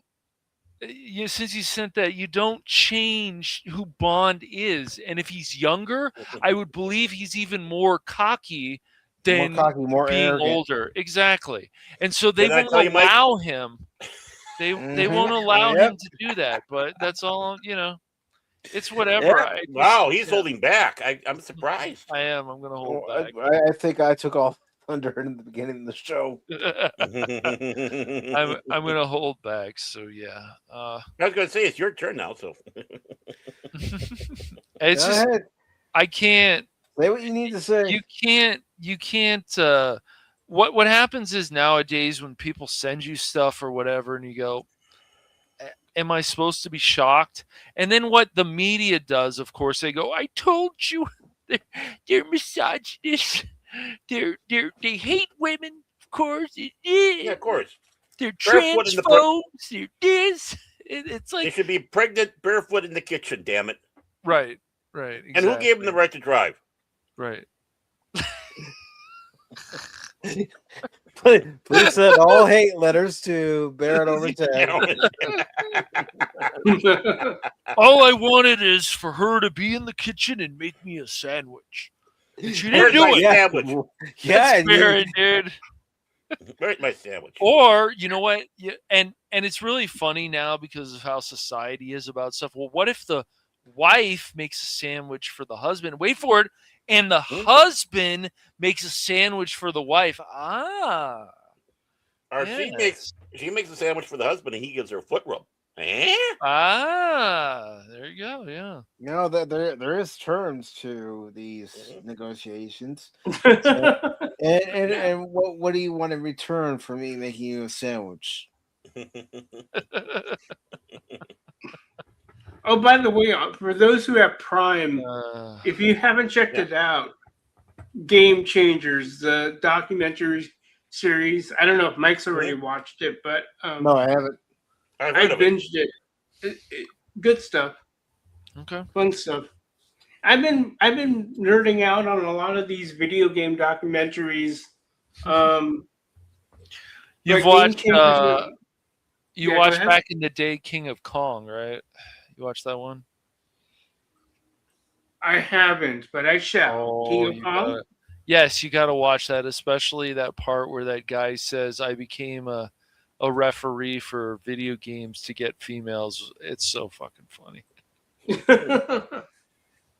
But yeah, you I know, will watch that. I was thinking, Yes. Baron tells the long suffering, make me a sandwich. She'll just look at him and say, you know where the bread is and everything else is. You make it yourself. Make it yourself, fat ass. Gosh. But yeah, I'm definitely looking forward to next week when we watch more of this. Yeah. Yeah, it's just every character you don't feel one is like more important than the other, and that's a very good thing. Very good. No, and I like the styling. Mhm. I would go from top to bottom, like the villains, Yes. the makeup, the makeup. I think I remember back in the day when I was watching the Oscars and all these award shows. Yeah, costuming and makeup counted Yeah. for a lot of it, and Yes. you talked about fit a lot, and Mhm. and I look at the villains and all the characters. Everything seems to fit like a glove. They got everything right. And this is why you don't destroy historical artifacts, folks. You can't recreate what you obliterate.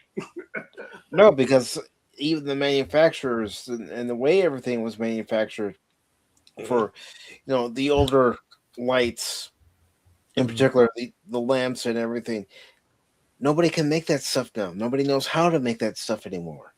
Yeah, and they're not going to go.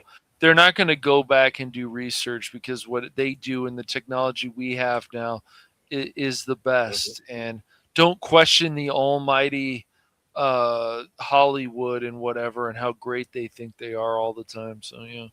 I mean, think about the guy that owns the Pizza Hut Classics and how they're looking for the old stained glass lights because those can't be recreated. Right. So they have to, painstakingly go through and try to find ones. I don't know if they try to get them working or they specifically go for the ones that are still working. But that's a task in itself. Right. Yeah. Yep. So if you're going to do something that's, basically a period piece, make sure you get it right. Make sure you either create via CGI or can actually find some vehicles that are from that era and from that particular year. And even if you can't find one from the particular year, maybe there wasn't much of a difference between the 1 year model to the next year model, but right. Do your research. Yep. If I'm going to do a movie based on a battle, say in World War II, then I'm going to do my research. Yeah. Do a movie based on a battle in World War One. I'm going to do my research. Yep. Right. That's right. That's the whole thing. And so when people are like, "Oh, you don't have to read the source material," excuse me. Yeah. The fuck did you just say? You always have. What? Yeah. It's just like if I'm writing for a TV show, I'm going to look at what came before. That's I'm right. going to find any material I can. Mm-hmm. And if there's a show Bible, I'm going to go buy that Bible. It's the funniest thing to me when people are like, "I don't know what I want to do," and it's like, "Well, we don't need another remake of something else, but sure, we don't need this. Right. We don't need that." I mean, even I was watching somebody earlier, and they were talking about that they're going to add, of course, there's DLC that's just been announced for 2027 for The Witcher 3, which is going to tie into potentially The Witcher 4. And I can imagine, and not just the streamer feeling that way, I can imagine why other people are feeling that way, because they don't feel a lot of the same people who worked on The Witcher 3 are there anymore for CD Projekt Red. So it's going to be interesting, because the whole thing is, and this is once again where you scratch your head and you go, wait a second. The whole thing is that females cannot become Witchers. So what are we doing? But Siri can become, or whatever, can become a Witcher. It doesn't make any logical sense according to the lore. Right. So I'm just like, are they doing shenanigans again? And I'm sure that's possible, but we'll see how it plays out. But they want to. Right. It's not that Siri isn't important. It's just that this is Geralt's story. It's really odd how they keep flipping this stuff around. And it's like, why don't we just get, I don't mind a story about a female. We've had those, obviously. But what I want is, if whatever messages they want to put out, for whatever reason, these characters have to have flaws, and they need to do what I'll use the first Rebel Moon movie that Mike actually thought was the first one. We thought wasn't bad. I know I thought it wasn't bad because I went into that movie with very low expectations. Me too. And it was the Kira character. I think it was Kira. Yeah, she was. She didn't talk down to the male characters. They were actually having actual banter and like, let's find a way to work together. Wow, what a concept. Characters working together in a story. Right. But whatever the problem is, whatever they're pushing, it's like these characters, especially minorities and stuff, they just become another kind of stereotype. And how is that good? Mm-hmm. So I don't know what these people are trying to figure out, but I think if they want to do stuff more like superhero stuff, they won't go back, though. I'm sure they will never go back to looking at things like Batman the Animated Series. Oh, it's too old. Or Superman Adventures. Or well, if they don't go back to Batman the Animated Series, especially, they're missing out on a great series. That's right. But they won't use this stuff for references because probably it's too old and they can do better. Right. Mm-hmm. So, right. Mm-hmm. Yeah. They can do all kinds of better. Sure. Yeah. Right. Yeah. Yeah. So it's going to be very interesting to see when it actually clicks. But I don't think with these monopolies and stuff that we're going to get a lot of the best entertainment that could possibly be made. So we'll just have to see where things go. We'll see how Doomsday does and this and that, but a lot of this stuff seems to be either based on nostalgia. I have this feeling that the new Spider-Man movie, I don't want to believe it's going to be this way, but Peter Parker is like, oh, my friends don't remember me, so I'm going to stalk them for Well, remember, he asked for the world to forget about Spider-Man. Right, he did. And so I just have a feeling the movie might spend half of it where Peter Parker is stalking his friends. I want them to remember. That's what it looked like from the trailer. It did, man. Looked like he's stalking them. Yeah, going to parties and tracking them down and seeing what they're doing. And other people have said you got to just let him go and then move on with another villain he has to fight or whatever. And I like that direction better, personally. But it's going to take a lot of convincing, however that's going to come, for me to watch another. I don't know. When it comes to things like the Avengers, it's become. I think I put a stop to that after the second or third. I can't do all this catch up. And I know that's been one trope of criticism about a lot of the stuff out these days, where you got to do mountain loads of homework before you go watch the film. Like, I don't want to have to do that. Yeah, I shouldn't have to watch the TV show. I shouldn't have to read the comic. That's right. I shouldn't have to read the book. Just No. to know some of the backstory that's being talked about in the movie that may not even be in the movie. Yeah. Because with Disney and Star Wars, you know, you could watch the movie, but wait, did you see the series before you came and saw the movie? And did you read the book before that's you the saw whole the movie? thing. Like, oh, if you watch this, then you'll understand why Palpatine is a clone, and you're just like, but no, it's just it's so ridiculous, these things. Well, Like, for the movie- example, this is what I like. Everyone's talking good about I think it's the Darth Maul centered Yes, they series. said- Yeah. heard Kind good of want to things. be mentioned it, and he's But He really here's the likes it. thing. Yes. I may have missed the dot I might have needed to see, but if I remember Phantom Menace, did Darth Maul not die? He did, but He came back. they in brought him back in the Clone Wars. Clone Wars, yeah. Oh God. Okay. It wasn't terrible that they brought him back. It's just I don't know. It was Lucas realizing he made a mistake. Yeah. People wanted more Darth Maul, obviously, so we get the Darth Maul should have animated been the villain series. in all three of the prequels. Yeah, I think that I agree with that. I could definitely. Anyway, but you know what I mean. It's like it's you got the only way I'll watch this or that when it comes to, you know, it's got to be along my pathway, like incidentally, like, oh, that's on, cool. Or if my sister somehow still gets screeners, oh, okay, yeah, my sister's like, yeah, I got this screener, cool, I'll watch it.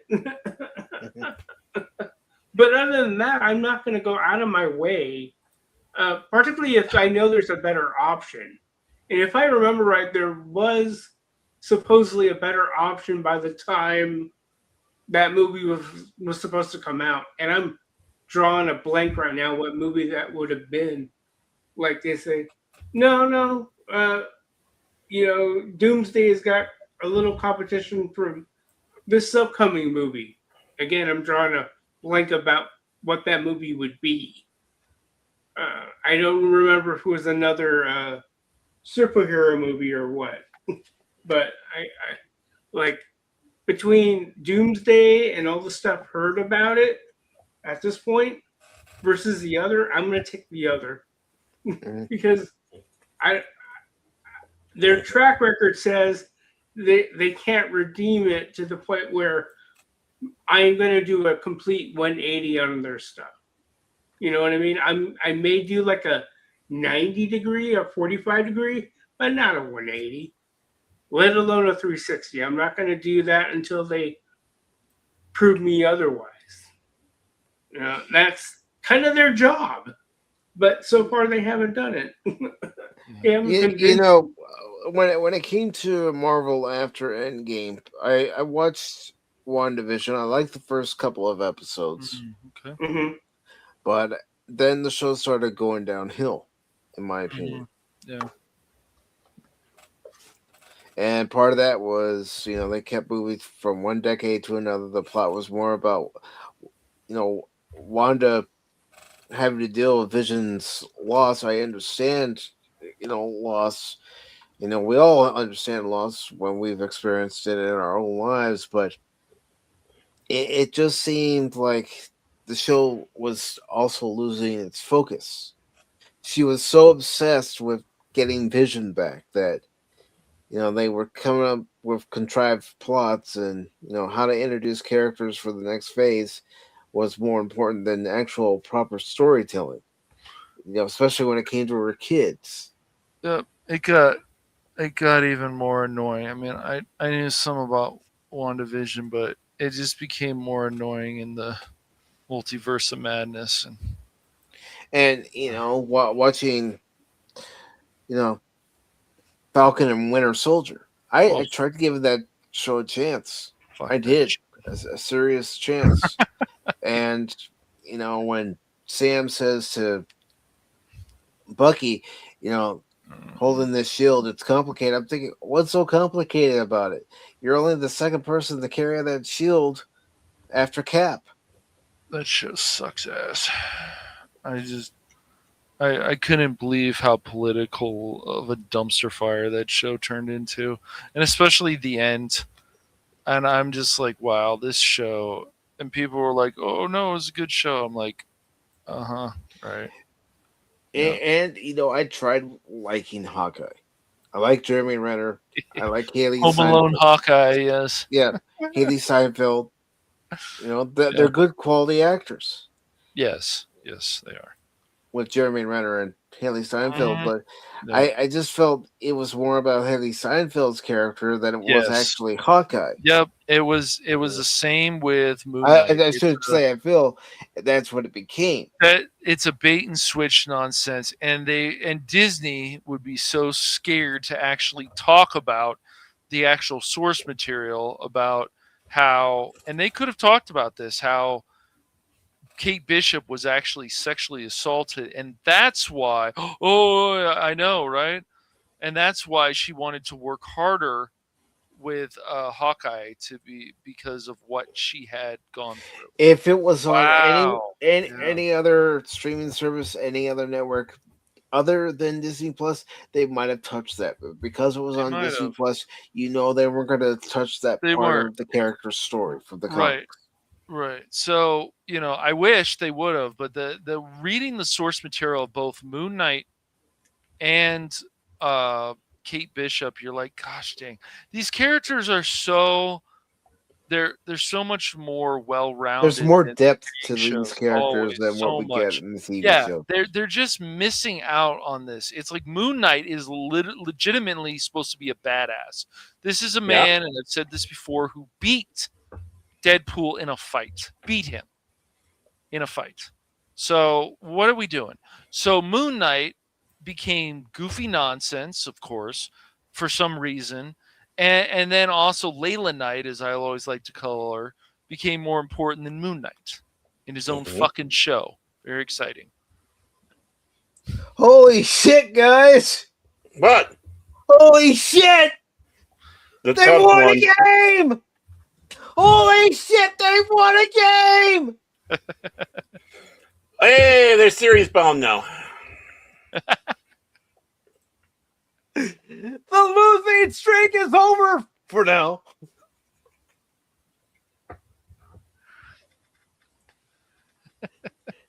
Final score in Pittsburgh. Cubs 10, Pirates 4. Wow. Holy shit, they won a game. Oh, man.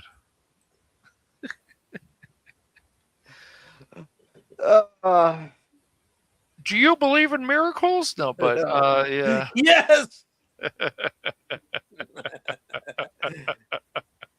I'm not joking. I'll pull it up. Give me a second. I'll pull it up. I believe you, man. Oh, please. People are like, yeah. Where's the proof? Where's the proof, Pacific? Who the hell said earlier you were ranting and raving? Yeah, well, I'm a fan too, and it's like, holy shit! Glad I'm sitting down. Yes, I'm sure a lot of people are messaging you right now and saying, "You're lying. You're lying to us. You're a liar." This cash.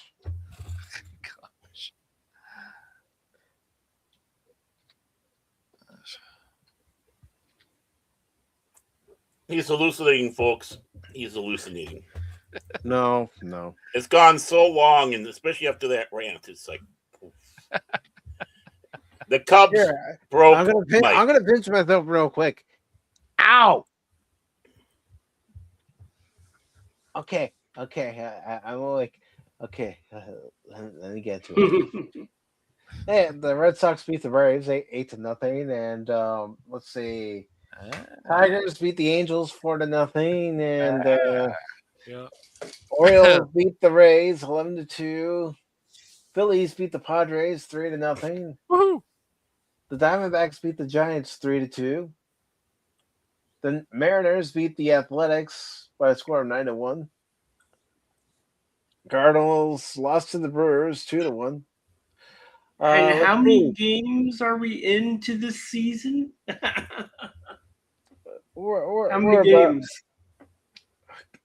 Oh gosh. Let's see.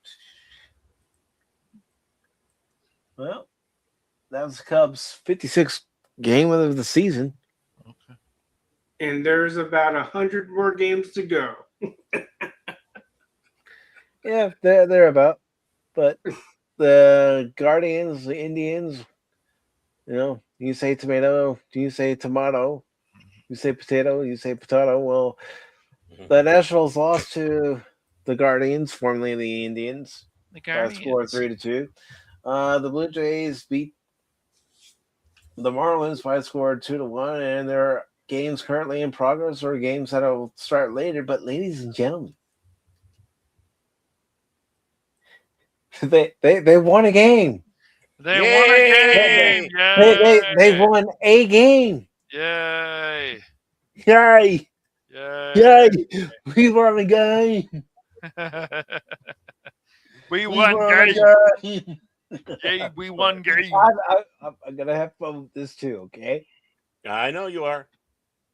Look!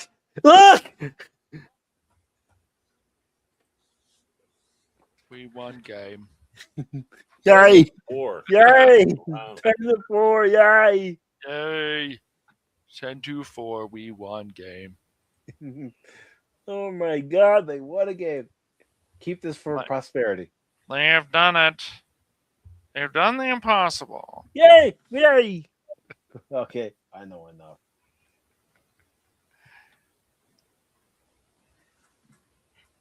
Yay! Now let's start another 10-game winning streak. Make up for those 10 losses. Come on. But yeah, let's go ahead and start wrapping up here, ladies and gentlemen. Lester, if there's any one you want to promote, anything you want to promote yourself. I'm just working on my new website that I decided to make, and while I'm working through my recovery and all that, slowly but surely I'm getting my strength back, and whatever's impending with the whole dialysis thing, the website will keep my mind off of that inevitability and give me some sense of purpose. I don't know, but just gives me something to work on while I handle that along with schooling. So you need bones around, man, to fix that problem. What's that? You need bones around to fix that issue, man. Yeah. Mm-hmm. Yeah. Anyway, that's me. Wait, what about you, there, Mr. Baron Orman Tagge? I'm chilling. Back to you, Mike. All right, and what about you, Cash Money 007? I'm just things have been a little bit slow again, but they'll get back. I'm right now. What am I doing? I'm started working on my Uno video. That's what I've been working on. Yeah, started working. When are you gonna do your Candy Crush one? No Candy Crush, just Uno. The Uno video is going to be how long can I not curse at the AI and how terrible they cheat. Good luck with that. They cheat so bad in that game. I'm like, you motherfuckers! What car did you get? Fuck you. What car did you give yourself? You motherfucking AI. You fucking AI piece of shit. Yeah. So no, it's I thought it would be kind of funny to see if it would do a test to see how long it's going to take me. If I can go through an hour without cursing at the AI. Yep. So there might need to be a special stream about that, and we might run a betting pool who's gonna get the under or the over. Well, I'm already going to let you guys know. Me trying to do a stream without cursing, good luck. It can be tough, man. It can be tough. So. Yeah. I feel you. Very tough. Especially, it depends what game you're playing. If you're playing Tunic and you're on the final boss and you beat the one and then the whole bar goes full again, you're like, you son of a bitch. All right, so the second part is going to be harder, and it's like, okay. So you have to be, they set it up so you have to be very careful of how many times you use your health pots and this and that. It's just like, man, this is fucking brutal. So they're going to make you suffer. Yeah, that's basically what they want to do. Sometimes there's the games where they have a second bar and you're like, I'm not doing this anymore. All these developers want to do is tell you, go fuck yourself. Gonna punish you. You work so hard to get that first bar way down. Oh, here's the second bar. Ha ha ha ha. Isn't that fun? Yeah. No, it's not fun at all. It's not fun, motherfuckers. Yeah, so. Not fun. I can attest to that. It's not fun. I mean, I'm staying away from Wukong right now. I already have enough Dark Souls games to finish. You know. Oh. I'm gonna stay away from it, huh, Cash? I mean, I'm looking forward to the day where you actually do play it. Maybe you stream it, and then I hear you curse, and I go, "Yeah, I remember that. Yeah. Oh, Cash, you missed something. Yeah, backseat gaming. You could tell me. Oh, I would.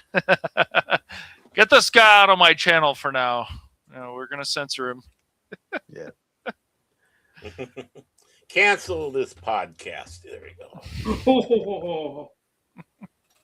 But I do want to take the time to thank everybody who stopped by, including those of you who were here in the beginning and heard my rant about the Cubs, who actually stepped their 10-game losing streak tonight. Woo! Of course. Mike's happy. Yeah, because I know tomorrow could be a different story. Yep. But Baron, thank you very much. Lady You're Mist, welcome. thank you very much. Apollome's Minion, thank you very much for stopping by. I hope that the roads are safe for you tonight. Yes. Of course, Helion, thank you very much. Tim, thank you very much. Thank you for popping in over on the YouTube and Rumble side. Appreciate that. Also, Shane, thank you for popping in, brother. Padawannabe, thank you for popping in over on the YouTube and Rumble side. Also, Sylvia, you're a lovely artist. Thank you for popping in. Really appreciate it. Mm-hmm. And Irish Mallard YouTube, thank you for stopping in. Really appreciate it. And thank you for subbing to the channel. The Godzillionaire, thank you for coming in, brother. Also, Scott Westbrook, thank you for stopping by tonight. And also, thank you for the $5 super chat. Really appreciate it, brother. Thank you. Phil McCracken, thank you for stopping by. And yes, Cash is awake. Cash was talking. DJ Ronnie G, thank you for stopping by, brother. Good to see you as always. And Anthony Mazzano, thank you for stopping in. Appreciate it. Good to see you again.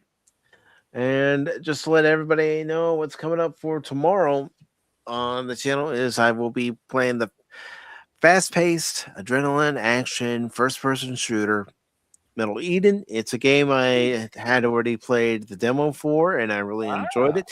I felt that some of the controls could be tweaked a little bit, so it'll be interesting to see how the controls are in the final product. I have not played it since I was gifted it from a certain Chin Money. Chin Money. Greatest chin money ever, I hear. But Bond. we're all gonna Cash Bond. We're all gonna experience it tomorrow, and I know it's gonna be fun. So that's gonna be coming up tomorrow. Nothing for Friday, nothing for Saturday, and then this Sunday. And by the way, all these streams are at 6 p.m. Eastern Daylight Time. But this Sunday at 6 p.m. Eastern Daylight Time, we're going to be joined by Dork Girl and Yoron as we watch the extended edition of The Lord of the Rings and the Two Towers. Of course, the Cosme link will be in the chat for anyone who wants to watch the movie along with us. Looking forward to it. And until next time, everybody, thank you for popping in. And I'm looking forward to picking up Spider Noir next Wednesday, where we watch a few more episodes. Yep. All right, everybody, you take care. And remember, I'm not just a baseball guy. I'm an all-around guy. And when I do play a game, don't ever give up on me playing that game, because just when you do, you might miss something. Take care. Cubs win! Cubs win! Holy cow! How about them Cubbies? Autobots, transform and roll out!